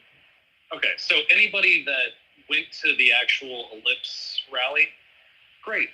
No one is saying to put them in jail for going to that rally. Okay. Anybody that's saying that went to a BLM rally, they're totally fine. The actual movement was great. The same way when people saying that they thought, the election was fake. You can believe that, great. Mm-hmm. But when you actually go and start a fight, you're going to get put in jail like any other person in this goddamn country. Yeah. And so anyone that set fires or took over a city, great, arrest them. I bet there is real data on how many people got truly arrested. There is data. MAGA React says, go ahead. No, they got away scot-free. No, they didn't. No, they didn't. Got arrested when they got caught. You go into the most surveilled building in the country, they're going to catch you. Sorry for being dumb. Yeah. Yeah, they certainly, I was watching News Nation last night. I cannot think of the guy's name, but he's a very well-known attorney. He used to host the show Live PD that used to be on A&E. He used to host that. He's an attorney, and you see him on everything from Good Morning America. If I put his face up, everybody know what I'm talking about. I can't think of what his name is. But he was on News Nation yesterday. He covered all of the arrests that resulted from the George Floyd protest. Thousands of people have been arrested. I forgot how many hundreds he said received felonies. He said an average sentence was 2.5 years. People have been charged with everything from arson to burglary. There has literally been hundreds of BLM protesters arrested. He covered that. And a lot of folks are like MAGA. They don't believe any BLM protester got arrested. What's the average prison time for a January 6th rider? About a year or two. If they didn't do anything other than enter a closed building or right. just, didn't do very much, they got 6 months. They got a year, like anybody else. It's the Enrique Tarrios that got the bigger sentences, the ones that right. actually beat the cops, the ones that actually tasered the cops. They got longer sentences. Right. Fucking QAnon Shaman was out within a year. And he was the most well-known person of them all. Yeah, QAnon Shaman is, he'd been out. Yeah, he'd been out. So how can you say this is political motivation, when the most public person in there got out within a year? What are we even talking about? Well, this is a talking point. It's bias. That's what it is. Yeah, I mean. And tribalism. Trump is great at making a tribe. And I personally hate tribalism. It doesn't help anyone. So we've seen and that's what the whole show's topic was about. We've seen 5 days of Trump, not long, but it's been 5 days. The 5 days feels like 5 months. But looking at the weekend review, how are you feeling about him so far? Well, I'm terrible. This country's going down, Tim. I hate to say it. I love this country, but when you take away all the protections, you're left with Mad Max. Damn. You think it's going down that far? Oh, we're definitely sliding, and we're going to slide hard because all of the people that could actually stop it are out of office. It's only, apologists that like MAGA Reacts and Gen X that don't know what they're talking about or are super biased. When you can apologize for anything, nothing matters. Why would I think this country is going to self-correct? There's a lot of folks that believe what they believe. I get you cannot have a January 6th discussion without BLM and they didn't arrest people come up. I mean, I don't think I've ever had one. If you talk about January 6th, Somebody that defends or sympathizes with those protesters is going to bring up BLM. It's impossible to do. It's impossible not to talk about BLM when you bring up January 6th.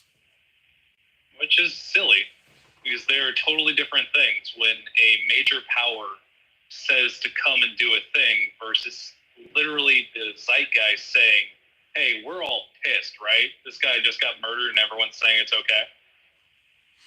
It's very different. How dare they bring that up as a comparison, as these are totally equal in the same thing? Not even close. But what I don't get is, we've heard for years that the Democrats wanted to defund the police, and they don't like cops, and this happens in the right. For a little bit, huh? But they did for a little bit, but there was a difference. They wanted to put that money into helping people, into getting more counselors, into drug, rehabs and whatever else, versus fuck you, you shouldn't have this. The same thing with FEMA. Why would we ever get rid of FEMA? It doesn't make. Okay, I don't know what just happened there. My live on what do you call it? I'm learning on Instagram. It's a work in progress. What ends up happening is they time it. I don't know how to change that. Anybody who knows a little bit about Instagram, because I was an Instagram caller, after a certain period of time, they time the live and I have to keep restarting it. So my last guest dropped because they timed out the live. So I'm still figuring Instagram out. I'll have to correct that. We'll move the program on, though. Hopefully people wake up and help each other, or the country is going backwards. They don't have enough power. Let's say what folks are fearful about Trump. Let's say it actually happens. Let's say Trump is trying to roll the country back in some way, shape, or form. The people that are concerned about it do not have enough power. I mean, Trump is surrounded by loyalists, and they got all the power right now. So other than maybe voting in the 2026 midterms, until then, you kind of got to sit back and enjoy the ride. So 14,000 BLM were arrested, says Will G. I was trying to find the actual clip, because I did record it last night, but all of my devices are actually playing right now. But yeah, they definitely pointed out that thousands of Black Lives Matter protests throughout the quote unquote summer of love did get arrested. Arson, felonies, they got hundreds of felonies. That's just a talking point on the right that, now we could argue that maybe not enough of them got arrested. We could debate that, but none of them got pardoned or any of that kind of stuff. Now, folks may point out, well, yeah, he got arrested, but he's already out, or they let him out early, whatever. It's on their record. The January 6th protesters, they have a clean criminal record just like we do. I mean, you got somebody that may have went in the store and took a pack of cigarettes off the shelf and got arrested that has a more significant criminal history than guys that were beating the shit out of cops. They have nothing on their criminal history. They can go back out and get a firearm. They have nothing on their criminal history. They don't have any. You get a felony, it follows you around for a while, can prevent you from getting a job, getting a student loan, getting an apartment, being able to go nothing. They have clean criminal history, even though they're actually on video in some of these cases doing that stuff. Was it that much of a witch hunt that they don't deserve any criminal history at all? Now, Trump stated, before I go back to my next caller, and I'm going to appreciate you folks that are tapping the screen, get the likes on up to about 50, FIDDY, 50,000. But Trump suggested that, look, they've already been in prison long enough. The prison facilities are disgusting and inhumane. That's a quote he said, disgusting and inhumane. Since when have we ever cared about the quality of the prison that criminals spend in? I mean, the fact that to me, that just sounds like I really care about these people. I don't want them in a prison. I mean, they committed a crime. Okay, so if you think they've been in there too long, then we could debate that. But inmates going to disgusting and inhumane places, that's kind of our criminal justice system. We know it. I mean, now, I brought this up on yesterday's live, that if Trump believed that they needed to be rescued because they were in a filthy, or what did he call it? Inhumane and disgusting is the words he used. I brought this up yesterday. If you know the place is disgusting and inhumane that they were in, when you took them out of there, the place wasn't vacant. They're not the only ones in there. So you know for a fact that other Americans are now being housed in a disgusting and inhumane facility. What are you doing about them? Or do you not give a damn about Americans in somewhere that is disgusting and inhumane if they are not on your team? Because he's on record referring to the facility as inhumane. Well, it's your facility. You're in charge of the federal prison system now as president. What are you doing about it? Because there's other Americans that are still in this inhumane environment. So it just looks to me, the whole setup reeks of, I care about my people and I'm gonna look out for them no matter what. And I meant to ask this yesterday, but I asked you guys this today before I go to the box. Do you feel like this may indicate to certain people that if I commit an act of political violence that's in favor of my president, I can feel like my president might have my back? Let's say there was way too many Democrats voting in a facility. So you set it on fire so it wouldn't be open so they couldn't vote there. And Trump won that county. And you got charged with arson. And the media makes it clear that you committed that felonious act of arson in defense of Trump getting reelected. Is there a possibility? I'm asking you folks. Maybe I sound crazy and ridiculous. Feel free to state that in the comments, but do you think it's a possibility that Trump might rescue you? Because you only did what you did to help him get reelected. And he won the county. Let me know in the comments. Looking in the box, going back on, don't conflate January 6th with political violence. Then what the hell was it? Craig says, don't conflate January 6th with political violence. Really? Then what should you conflate it with? Real quick, going back to the box. Top Dog been holding there. Good evening, Top Dog. Welcome to the program. Don't conflate January 6th with it's okay. You say it wasn't political violence, it's a protest. Was there any violence there that day? Was it just a peaceful protest all day? Don't conflate it with political violence. Conflate it with a protest. Well, was it violent? We'll give the box a moment to come up. We may have to reset it. Hopefully people wake up. I saw that in the comments there. Protest about politics. Yeah, and it was violent. He says, don't conflate. How does this happen? Where you got people on video beating the shit out of cop, but don't conflate it with political violence. Then what is it? Huh? What about the open borders that has caused so much death and chaos? Well, they're doing something about it, Paul. They're doing something about it. I'd have to question what is the definition of so much death and chaos. I don't know how many immigrants that are in this country undocumented has caused chaos and death is the word you used. I don't know how many immigrants. One person dying is too many. We could argue that, but as I mentioned earlier in the program, any numbers Trump give you are probably inflated. You ask Trump to estimate how many undocumented immigrants have taken somebody's life. Whatever number he gives you is way more than it actually is. So I don't know. Opioid epidemic has caused death. Noah, yeah, because I'm about to say, if you look at fentanyl, whatever people are accused, that ain't going to stop by shutting down the border because nobody in America is being pinned down and forced to ingest fentanyl. We actually want that shit. Americans want that.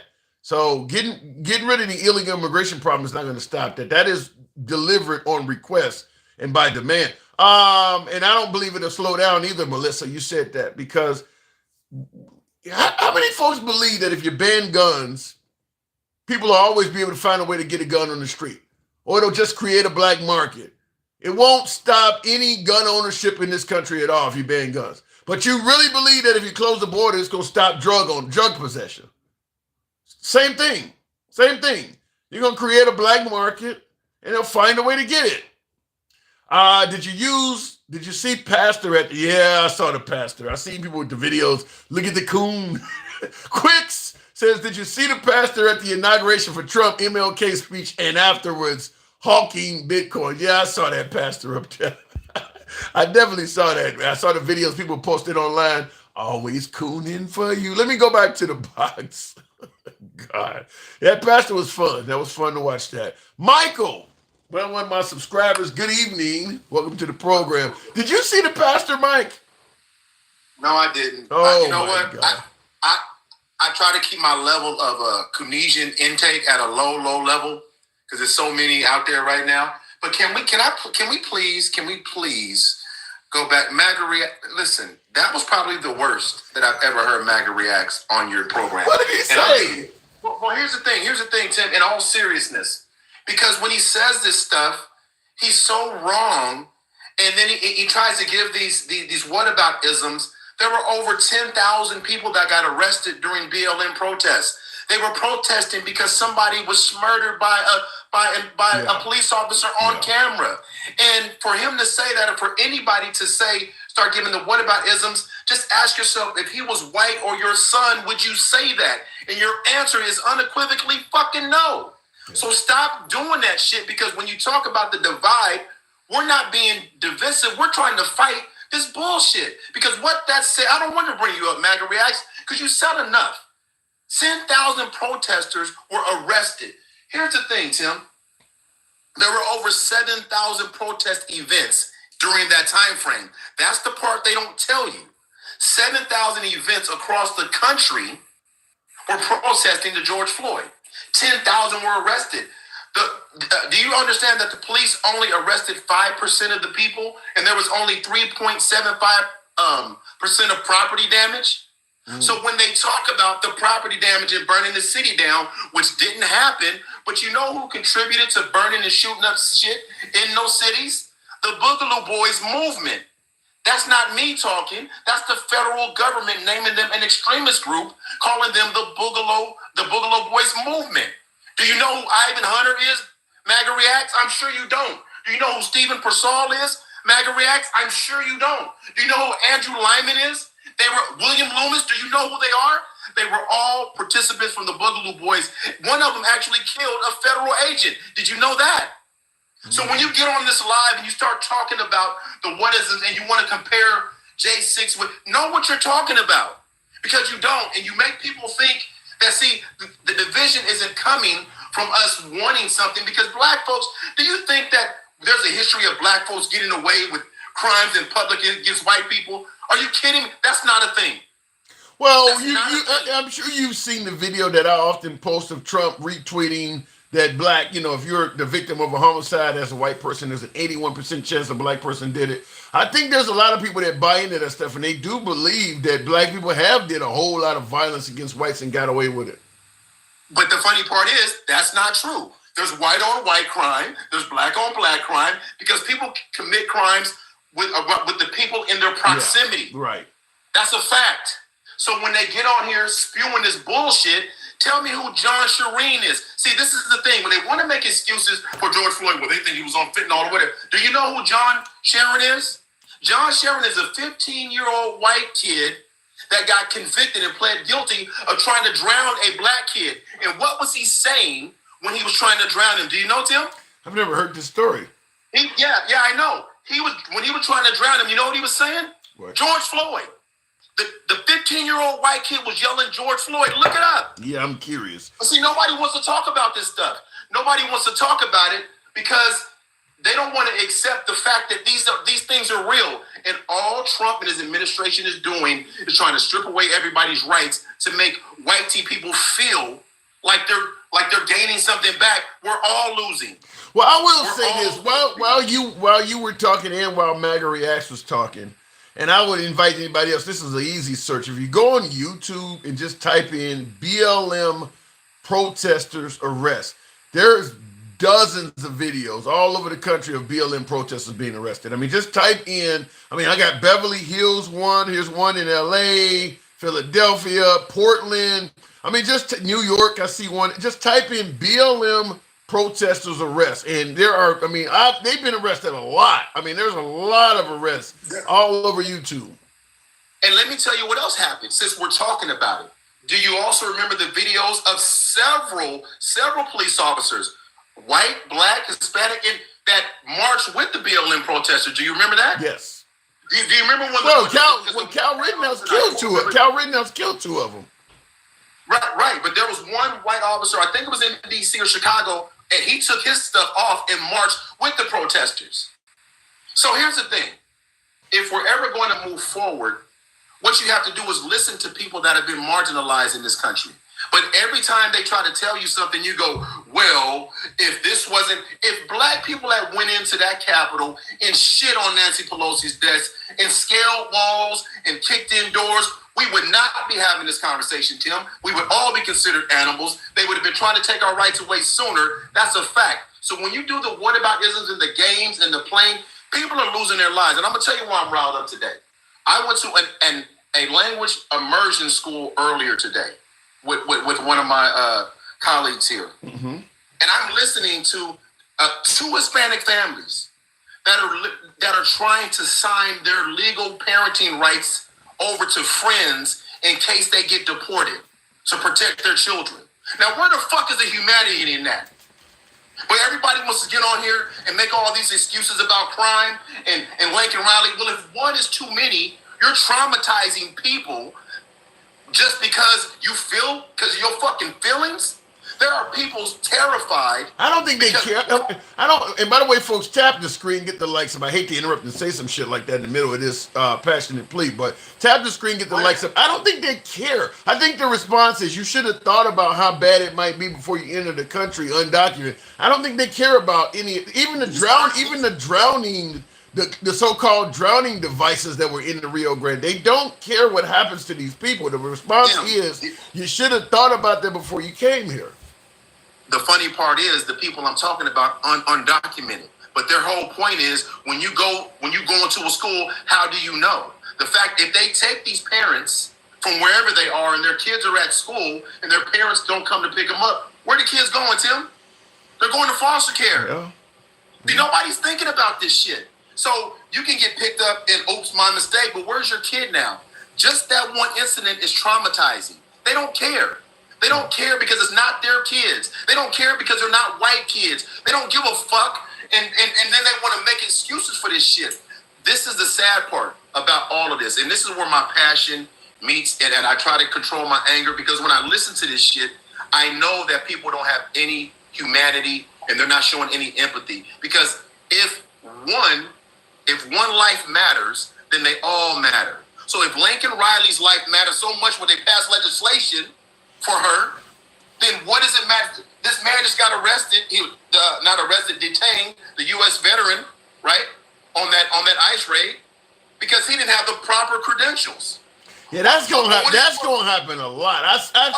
I've been called a fearmonger for bringing that up, but I definitely said that if you look brown, it doesn't matter if you're an American citizen or an illegal immigrant. Until they find out, you're going to be treated just like an illegal. I mean, it's going to be a lot of Hispanics that are born in America, that are American citizens from birth, that are going to be complaining about being mistreated. That's guaranteed to happen.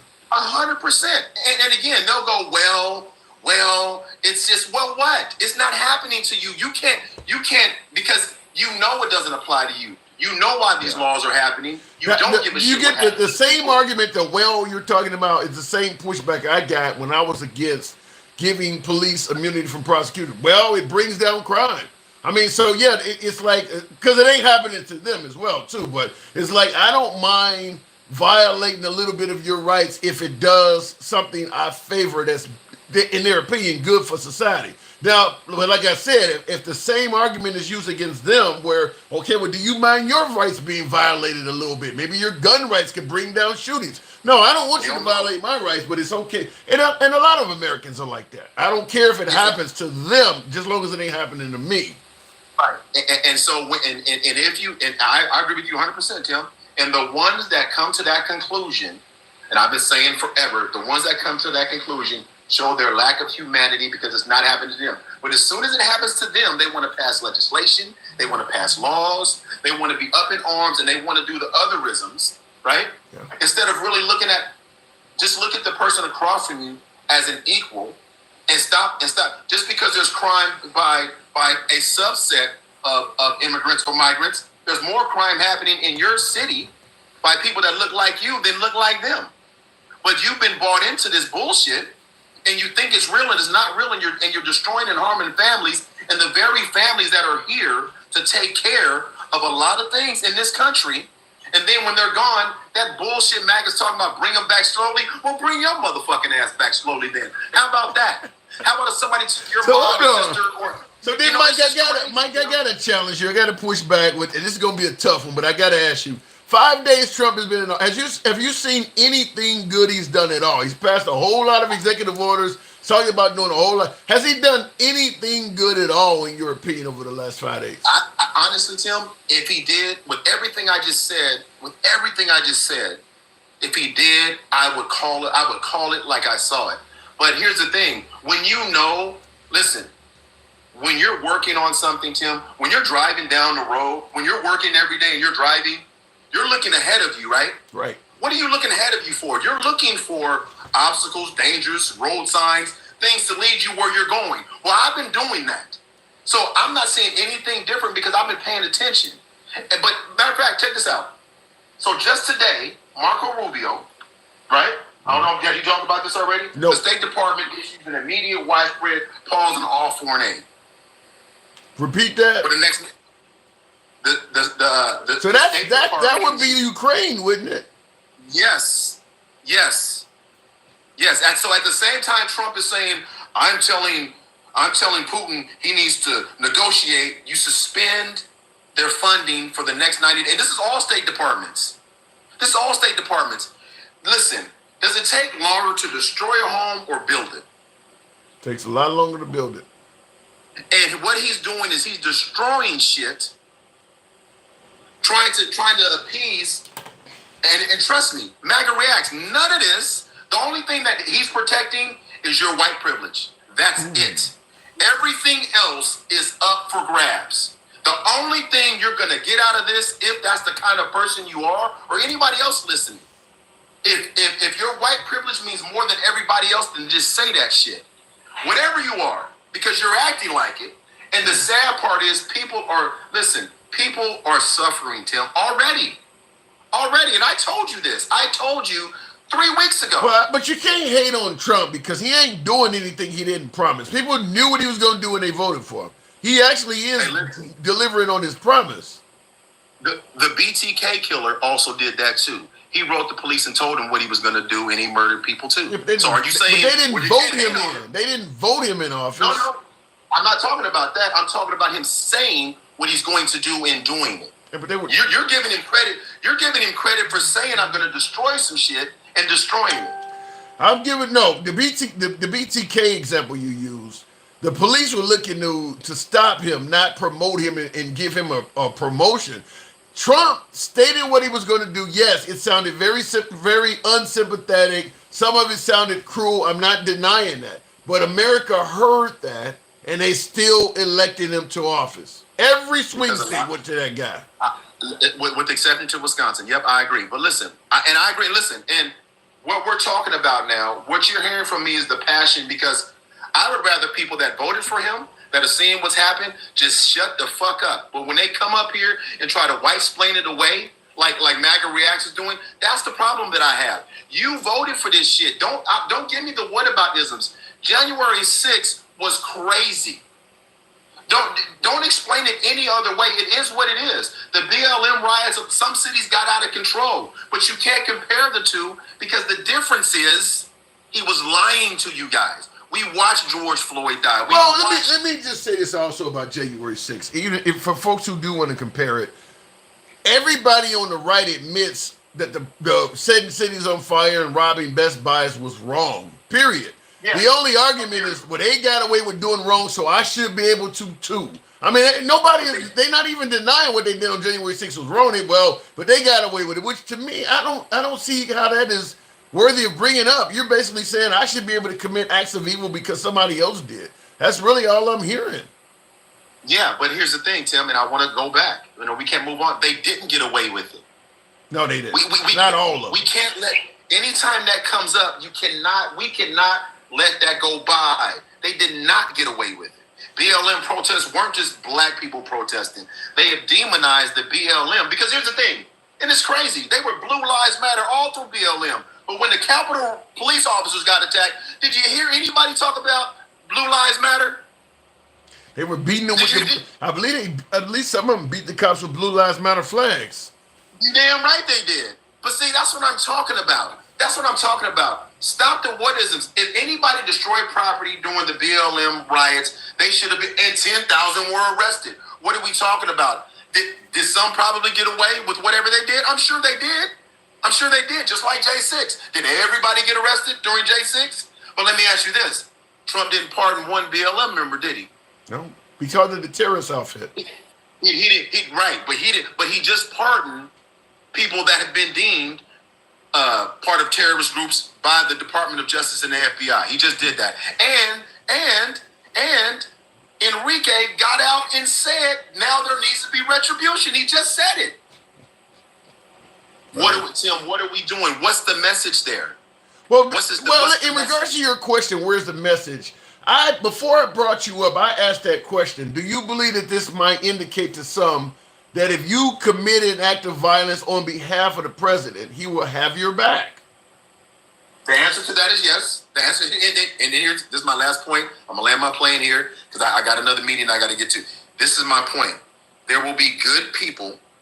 There will be good officers. There will be good people that get hurt with this movement because you're going to force people to feel as if they have to fight for their rights and their civil liberties and their rights. Do you think every Hispanic is just going to lay down and be treated like shit and deported? Do you think that's going to happen? No. In fact, I think some cops are going to lose their lives behind it. They're going to go in some of them houses. That's sad. Yeah, that's certainly going to happen. But they know what they signed up for. If you're an immigration officer, you know you're going to be going after people and trying to deport people that don't want to get deported. That's even before Trump came along. That's just going to happen. You're right, Stevie D. I'm responding to him real quick, then I drop. He said they sat in jail for 4 years. Laugh out loud. What else do you want? That's the kind of tokenism that I'm talking about. Yeah. If they had longer sentences, what I'm saying is that the president of the free world should not be pardoning convicted felons for what they did, because the message is it's okay. The message is as long as it's white, it's right. The message is as long as he agrees with it and you guys continue to support it, it will continue. And the sad part is, Stevie D, people will get hurt. Now, if you don't care about other people, just say it. But if you do care a little bit about somebody, you'll stop trying to explain this bullshit away. But then you guys put it on the side of people like me that are saying we're race baiting, we're fear mongering. We just want to live our lives the way everybody else wants and look out for each other. But I shouldn't have to look at this lady today crying, signing the rights, her parental rights away, just in case they come into her job and grab her, at least her kids. That should never happen. But the president and his supporters set that bullshit in motion. Haitians eat cats and dogs. See, that's what I'm saying. Be accountable for your bullshit. Just be accountable. All right, Tim. Holla. Appreciate it. Thank you. All right, moving on with the program. I'm going to ask you folks to tap the screen. You know what I've been asking. The program is MAGA friendly. We do get MAGA on here, so understand you're going to hear opinions that are critical of Trump, but damn it, you get a lot of opinions that are favorable of him as well. We don't block, ban, or censor, or even make any attempt to dictate how the callers speak at all. So you can challenge anyone in the comment section. You can challenge the host. This is not one of those programs where we're trying to dictate how you speak. So understand that. This is free speech here. That's what we mean when we say that. We go left of Bernie Sanders from having dinner with Q. By the way, if you do favor this type of open dialogue from all sides of the aisle, I'm going to ask that you follow the program on TikTok, subscription on YouTube, Instagram, however it's done, because we're on all four platforms. We're on YouTube, 3 platforms. We're on YouTube, and I think I just knocked out a damn breaker and took out my monitor. I'm going to have to go behind me and fix that. But yeah, we don't block, ban, or censor anyone. So follow the program on TikTok, subscription on YouTube, if you will. Continuing on with the program, I'm going to have to reset that damn thing because I need my monitor on for the program. Looking in the comments, if I got to jail, I am taken away from my kids. So what makes them special? And that's an interesting point. I can't disagree with it. The point he's making is if you go out and commit a crime, they're going to separate you from your children. So if you're committing the crime of entering the country illegally, why do you expect to be with your kids? I mean, even if you went to the local store and stole a bag of potato chips, if the store presses charges and they want to have you held accountable, it's possible if your kid is with you, at least for a temporary period, the police may separate you from your kid. It does. That is an interesting point. I can't deny that. And by the way, it was happening under Obama as well. I think the reason why Trump gets so much criticism is not necessarily because of what he does, because he brags on it. I mean, I think what you said there, who was that, Janet or whoever said that? John, I don't disagree with what you're saying, but bragging off of cruelty is what makes it look bad. I mean, separating a child, that's what comes along with committing the crime, fine. But you shouldn't take pleasure in doing that. And that's where it appears as if Trump derives pleasure by punishing people. My observation, maybe I'm wrong, but that's what it seems like he enjoys doing it. If you go to jail, your kids don't get put in cages. No, they get sent to foster care or they get sent to another member of the family. But when it comes to undocumented residents, maybe they don't know who to send your kids to. So for a temporary period of time, I don't know how to speak on it other than I gotta agree with the MAGA side a little bit by saying, or agree with the Trump supporters a little bit by saying, if you are entering the country in an illegal fashion, you should at least be thinking that this might not go well. I mean, if you get caught, they're not going to just hand you, a nice steak dinner. I mean, it may be unpleasant for a little bit. You are committing a crime. I don't know what happens to Americans that get caught entering Mexico, but I doubt if it's pleasant. I mean, I don't know what the hell they do, but I don't think it's pleasant. And my guess is the way Trump is treating Hispanics is probably going to get worse. We got a lot of Americans that live in Costa Rica and Nicaragua and somebody.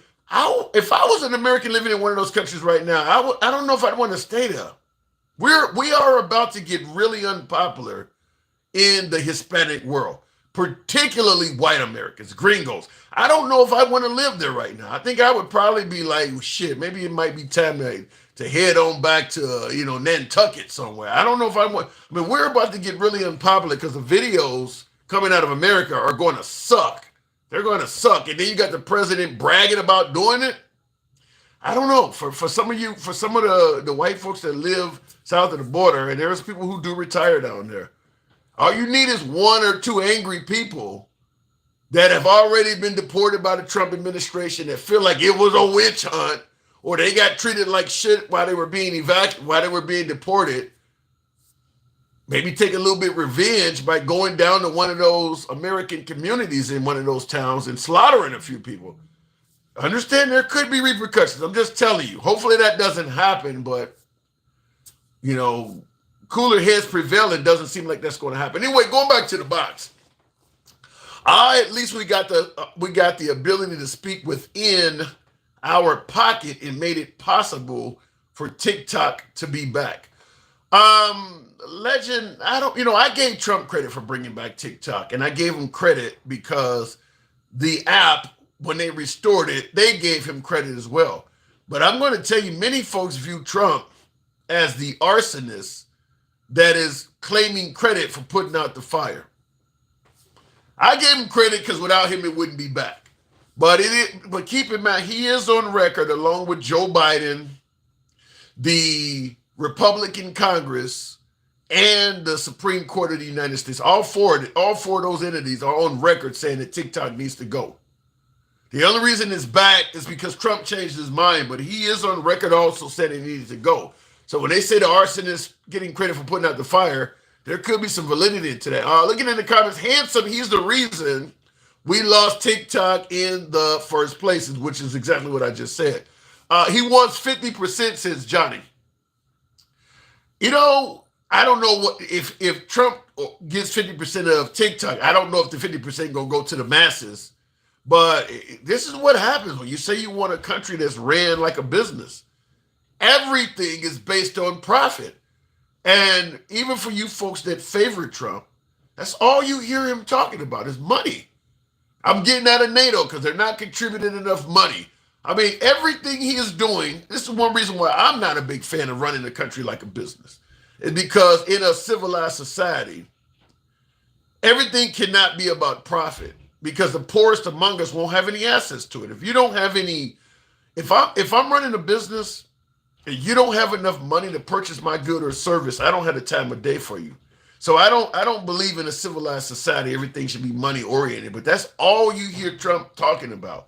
Every policy he makes, you're hearing money is at the root of that policy. I can see where people might get harmed in that. Getting rid of FEMA, where they're wasting too much money. Getting rid of the Department of Education, too much money. What about the folks that are going to be harmed by getting rid of some of these environments?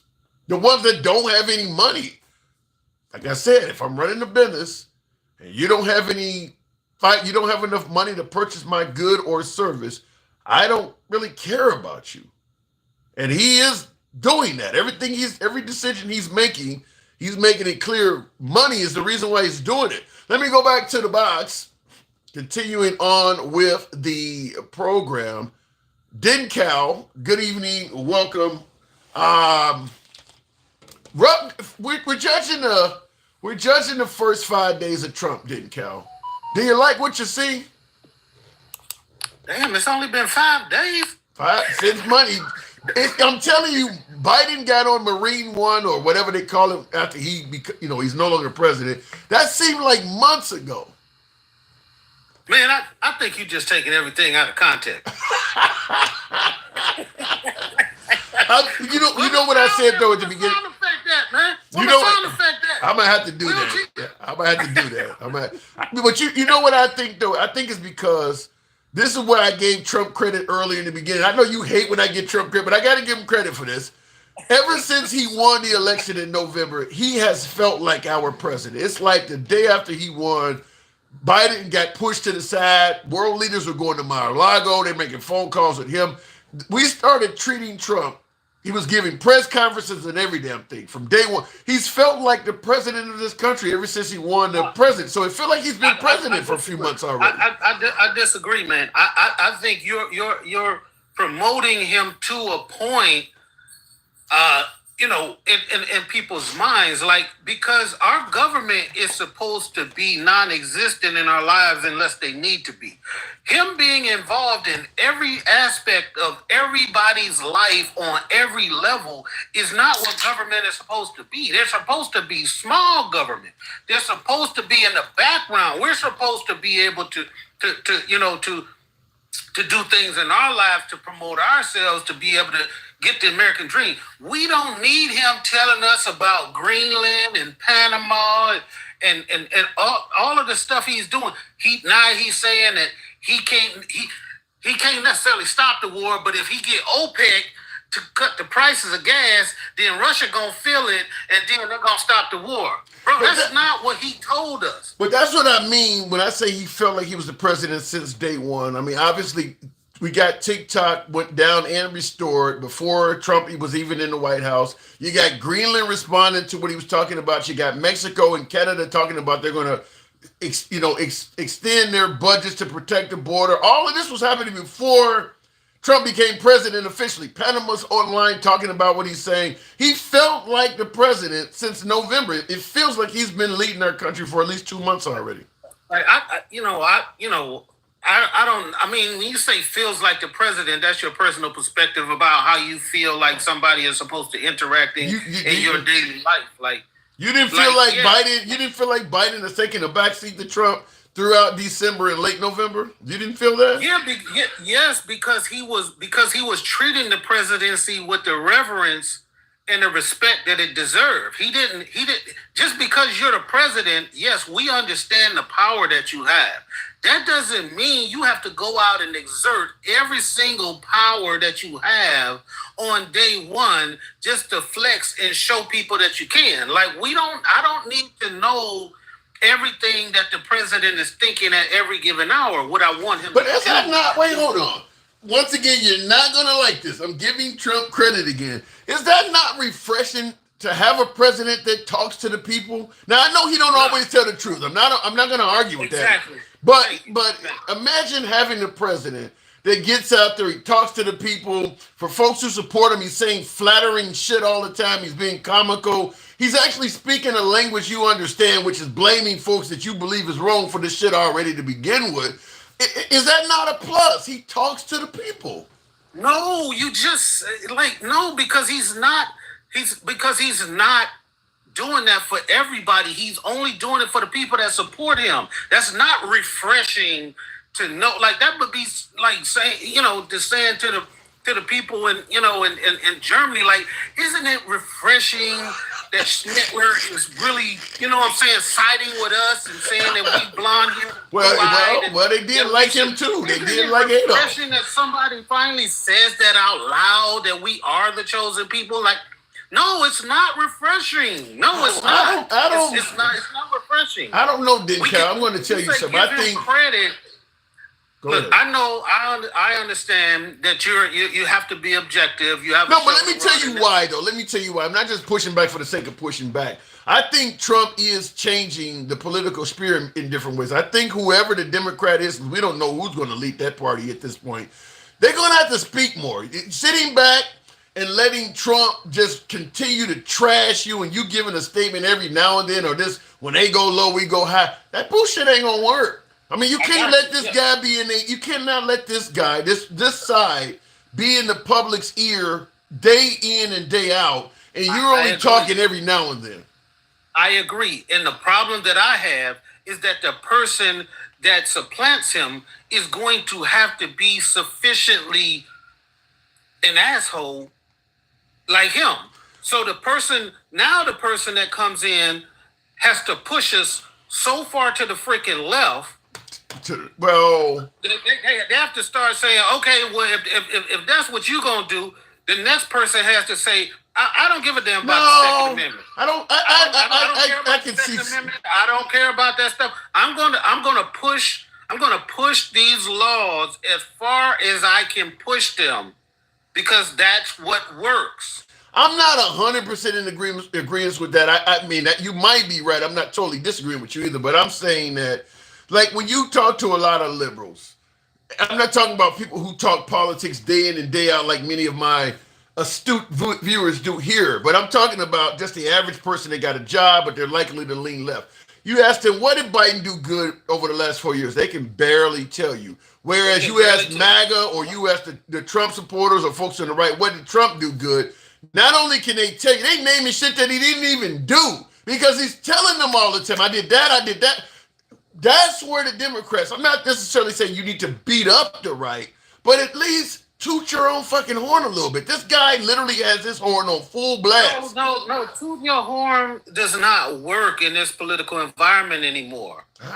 He has shown people that you have to push the limits. I mean, he's looking at the wording of the 14th Amendment and saying, we really don't mean if you was born here, because if you were not under the what do they call it? If you're not the jurisdiction of the, he's like literally going down to the word and saying that what we've always understood from the beginning of the creation of this country ain't what we thought it meant. Yeah, and that's crazy, because even the judge was a Reagan appointee, and the judge even said, he told the lawyers, like, I cannot believe you guys are in here trying to say that this is not in the Constitution. Like, I can't even believe, actual, I won't say trained, but actual lawyers who have passed the bar. Why are you even, this shit is unconstitutional. He actually went off and told him that. Like, I can't even believe that he was able to convince you to even come in here with this bullshit. But and we all know that it's going to go all the way where? Yeah. To the Supreme Court. And no matter how absurd we all know it is, we know that two people is Alito and Thomas. Alito and Thomas. Yeah. I will tell you this now. I want to know about Thomas because we all know the reason why he was hired was because of affirmative action. I want to know, does he need to step down since Trump has put out these executive orders talking about fire everybody who has been hired for DEI and affirmative action? I just want to know. Thomas ain't going nowhere. I will tell you this. Now, it will be one thing if Trump got enough of the majority to actually repeal the 14th Amendment and get rid of anchor babies from that standpoint.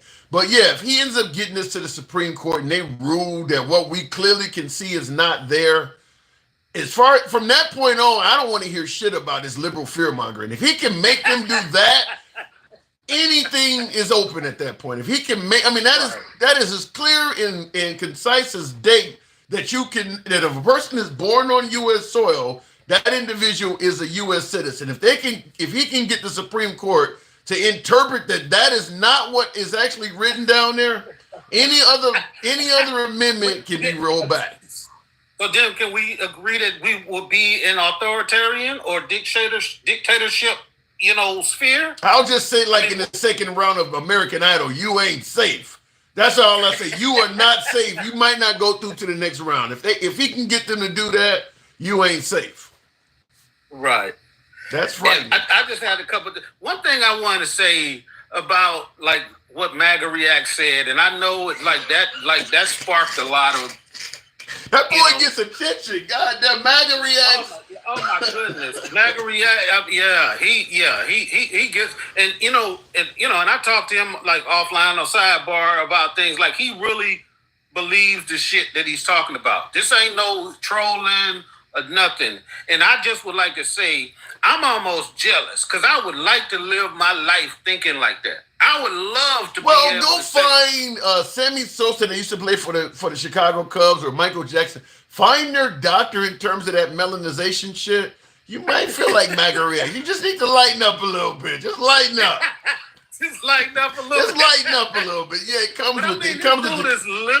He's literally arguing that the reason why it's okay for Jan 6ers to get pardoned is because because BLM didn't get punished. Like, that's his argument. They didn't get punished properly, and that's the reason why January 6th people did what they did was because they saw somebody else do it. Yeah. And if that ideology is true, that means I need to go to every jailhouse and I need to talk to every criminal, and we need to find somebody else throughout history that did some fuck shit just like they did, and we need to take that to the court, and we need to say, look, the reason why I mentioned this yesterday when I think it might have been him or somebody else brought that same, well, what about Black Lives Matter defense up? And I said, that's essentially saying that I can go out and take a white person's life, and cite the fact that the Klan was not prosecuted when they did it for a reason why I shouldn't be prosecuted either. I stated that if everybody that's charged with any crap, from speeding to double homicide, there's somebody else out there that did the same shit you were in court for and got away with it. If everybody that went to court could bring up somebody else that did something and got away, the system would come to a halt. Right, and part of the reason I'm saying this is because it would be different if Biden pardoned everybody from BLM. Then he would have an argument. But that's not what happened. Right. He didn't pardon anybody. And they talking about, well, Kamala Harris, they had this fund for bailing out people. Yeah, she did the same kind of fund they used to do for Martin Luther King back in the day when he used to get involved in those rallies and stuff and used to go to jail, and then you would get those people out. She didn't put up bond for nobody who set a fire or who broke into a CVS. Those people, the ones that got caught, but obviously those were opportunists. And one thing I'm going to say that nobody has seemed to mention is that the BLM riots happened during COVID. So the vast majority of those people had on masks. That's why you could never catch them. Yeah. And it happened under the Trump administration, and it was a state crime, and it didn't happen in areas where there were so many cameras like the state. There's so many different things you could push back on. I mean, you go and commit a bunch of felonies under 4K, high definition cameras like at the Capitol. But I mean, now if BLM did a riot on Times Square, yeah, you would have more of them arrested because there's cameras everywhere. They literally went and did something where there's a camera probably every 20 feet. So yeah, you're gonna get more of those folks that are gonna get arrested. They got you on video from the time you entered to the time you went home. Probably got them on video on the bus stop or however they got out of there. Like, of course they gonna catch more of you guys. And they have no understanding. Like, there are not like liberal judges in liberal cities who just let people get away with crime. They nailing folks to the wall and them judges. Well, there are some. I mean, not in regards to these protesters, but there are some people.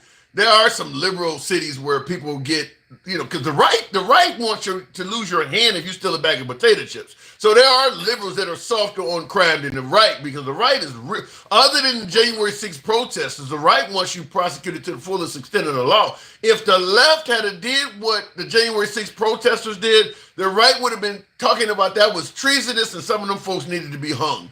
But because they're members of the team, we can make a way to look over it. Right. Then they turned around and said Kamala Harris was too hard on people in those cities. She was too damn hard. She was throwing black people away. I can't catch up to what, when I try to have an argument, they move the goalposts. But what one thing I did want to say is these people talking about now they in the corner of all of these billionaires talking about, well, they just want to make things better for everybody. They got to understand those people's specific jobs right now is to make people lose their jobs. That AI and all of that stuff is specifically designed to get rid of human employment. Yeah. I don't understand why they keep thinking that because we give these billionaires more money, they're going to somehow create a job. They're not. They're creating AI so they can fire your ass. Well, I mean, we know AI, artificial intelligence, is going to cost jobs. I don't think that's up for debate. Maybe it will create some high tech jobs, but the net loss will be greater than the gain. I mean, there's no other way around it. None of these people that's running around here in a lot of these lives and stuff talking about how what Trump is doing. Let's just wait and see. We know what the outcome is going to be because Zuckerberg has told you, Elon Musk has told you, Bezos has told you. All of them guys are working towards AI and crypto to boot your ass out of the workplace. It's not because they want to create a factory so everybody can work. They want to create a factory so the robots so they can run every damn thing. Well, I will say, if it's one thing, I don't know, Elon Musk might be the one that is actually telling the truth on that stuff, because he did admit that it's going to cost jobs. No, look, what you need. I ain't telling you what you need to do. This is your show. But if you could look up the interview where he's talking about everybody is going to lose their jobs. I think we played that. I've seen that. I have seen that. And that everybody's going to lose their jobs, and everybody's going to have to be put on a universal income. Like a universal income. Yeah, I have saw that. He's going to figure out a way to motivate human beings because, they're going to take care of everything for us. Like, I don't understand why these people running around acting like all of a sudden the billionaires, because they working with Trump, are somehow going to bring back manufacturing jobs and coal mining jobs. And that's not what they're trying to do. Well, some of that is probably because that's what Trump is leading them to believe, but you know how that works. I got to move it on, man. They got to be. Look, they smarter than that. Smarter than that. They got to be, man. And it don't take nothing but a Google search to figure it out. It's not like I'm making up something about Elon Musk. Like, I got nothing against the guy. He out here trying to make money, but I understand how he's trying to make money, and I understand what he's doing. So why wouldn't I just look into that instead of just saying, well, he down with Trump, so he must be good for me, because he about to take all of their jobs. Not a good outlook. Didn't Cal? Appreciate it. All right. Moving on with the program.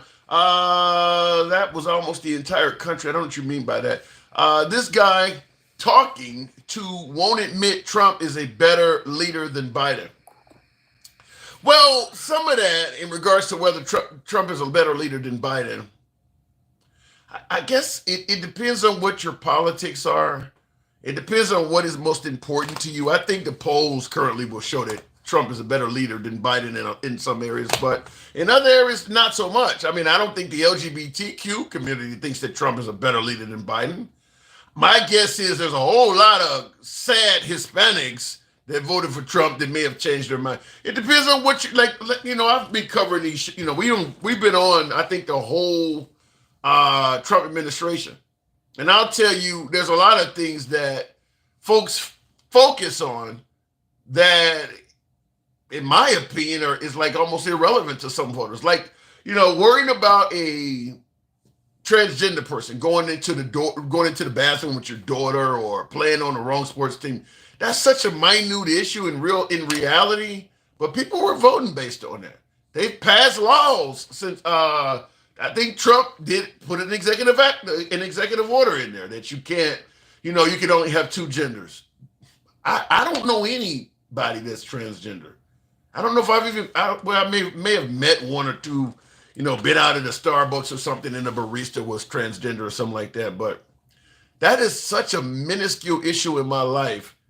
The idea that I'm voting based on that, but the trans issue was big during the election. So it depends on what you're voting for. Everybody votes based on their own issues. The border is obviously a huge issue, even though in my opinion, there's a whole lot of Americans that are not dealing with major issues concerning illegal immigration. You live in Boise, Idaho. Are there really that many illegal immigrants in your town? There's a lot of folks that are blowing up these issues that are not that big, at least in my opinion. Looking in the comments, it's a minute issue, but Democrats made it a priority, says MAGA Reacts. How? How could they make it a priority? What did the Democrats do to make somebody wanting, because Trump basically banned transgender from existing, really, in the eyes of government. You cannot, if you're born a man, you cannot become a woman in your life at all. So he essentially banned you from being trans. How did the Democrats encourage him to do that or make him do that? Now, I've heard, I didn't want this being shoved down the throats of kids, but he literally is making the transgender community go away. I don't know how the Democrats made him do that. At least Democrats try to care about even the smallest group of people. There is far more of that on the Democratic side than the Republican side. And while you guys are tapping the screen, I do appreciate that before we move on to the next caller. How many times have I said that on the program, that it's a lot easier to be a Republican politician than a Democrat? I truly believe that. If you're a Republican politician, your job is a lot easier than being a Democrat. Because the Democrats, as you talked about, you know, caring about different groups, you know, the LGBTQ community gets a seat at the table.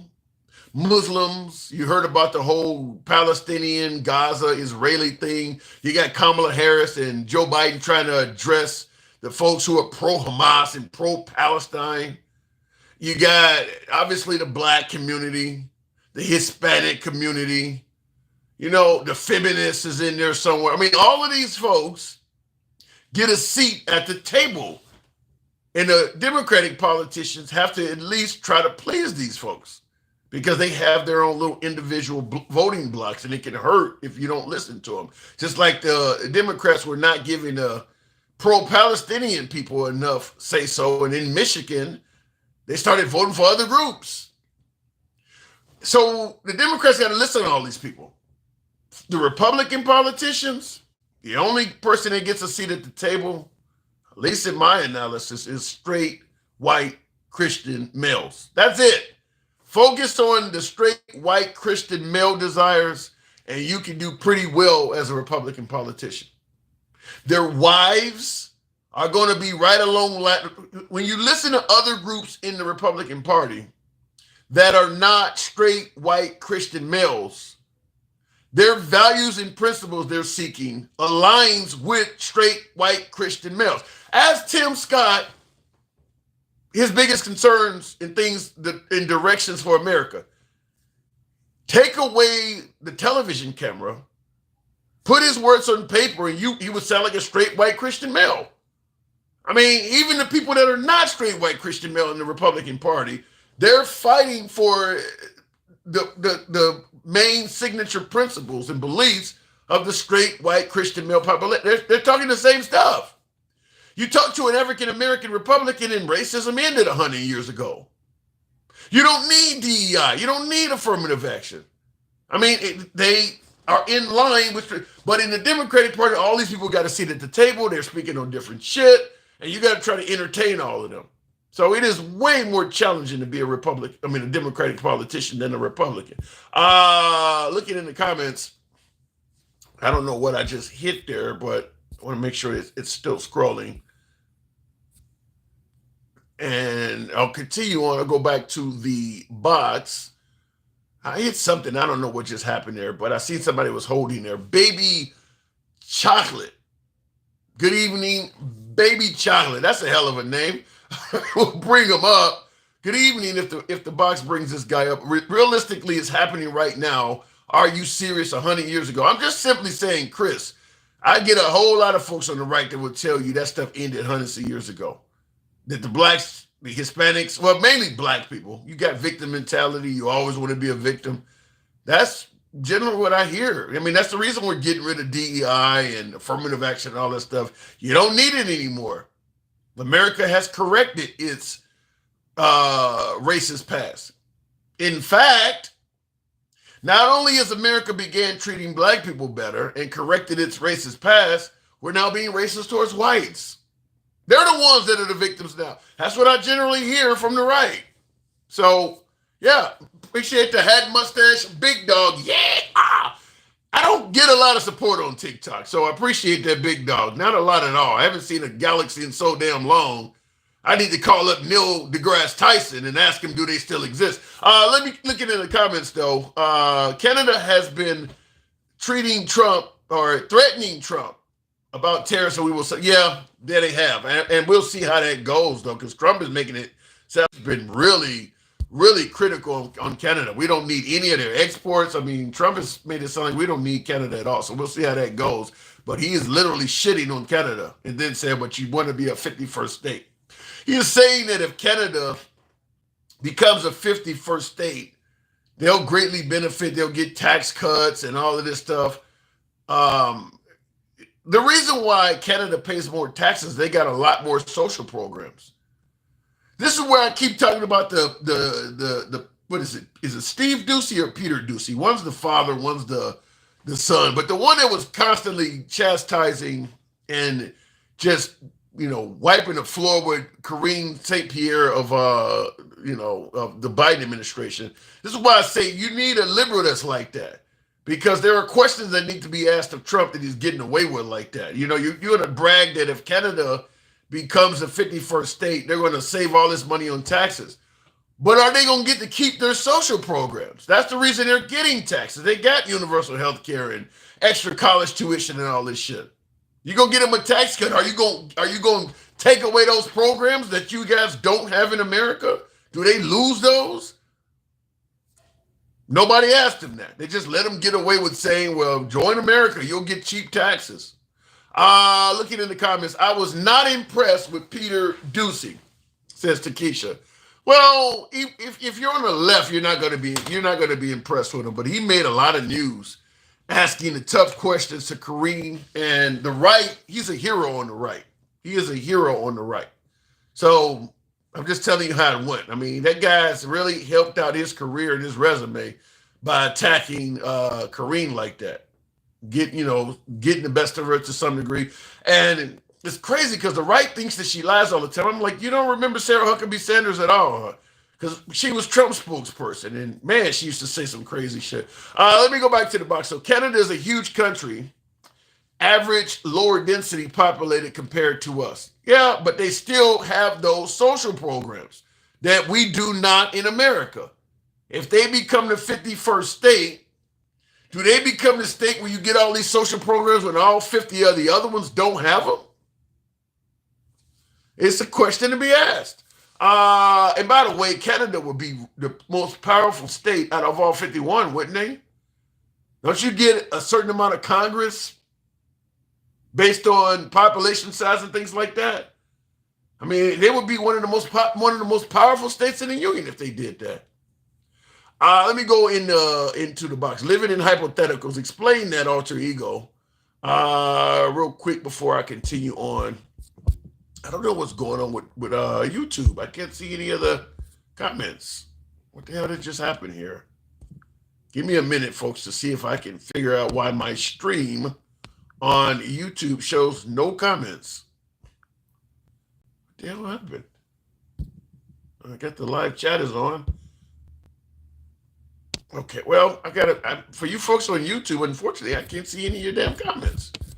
I may have to restart it on YouTube. I've never had to do that before. I can see on my YouTube horizontal, I can see you guys. Tim, you're good, brother. Stamina, you keep going. I can see you on YouTube horizontal. It's YouTube vertical, where I have a larger audience that I cannot see them. Message delay, none. I got to learn how to work some of this shit. I got so many cameras aimed at me now, but I got to figure out how to work it because damn, I can't see shit. It doesn't give me any way. It tells me I'm live, but it doesn't see any comments. Real quick before I continue on. Maybe it's frozen or something.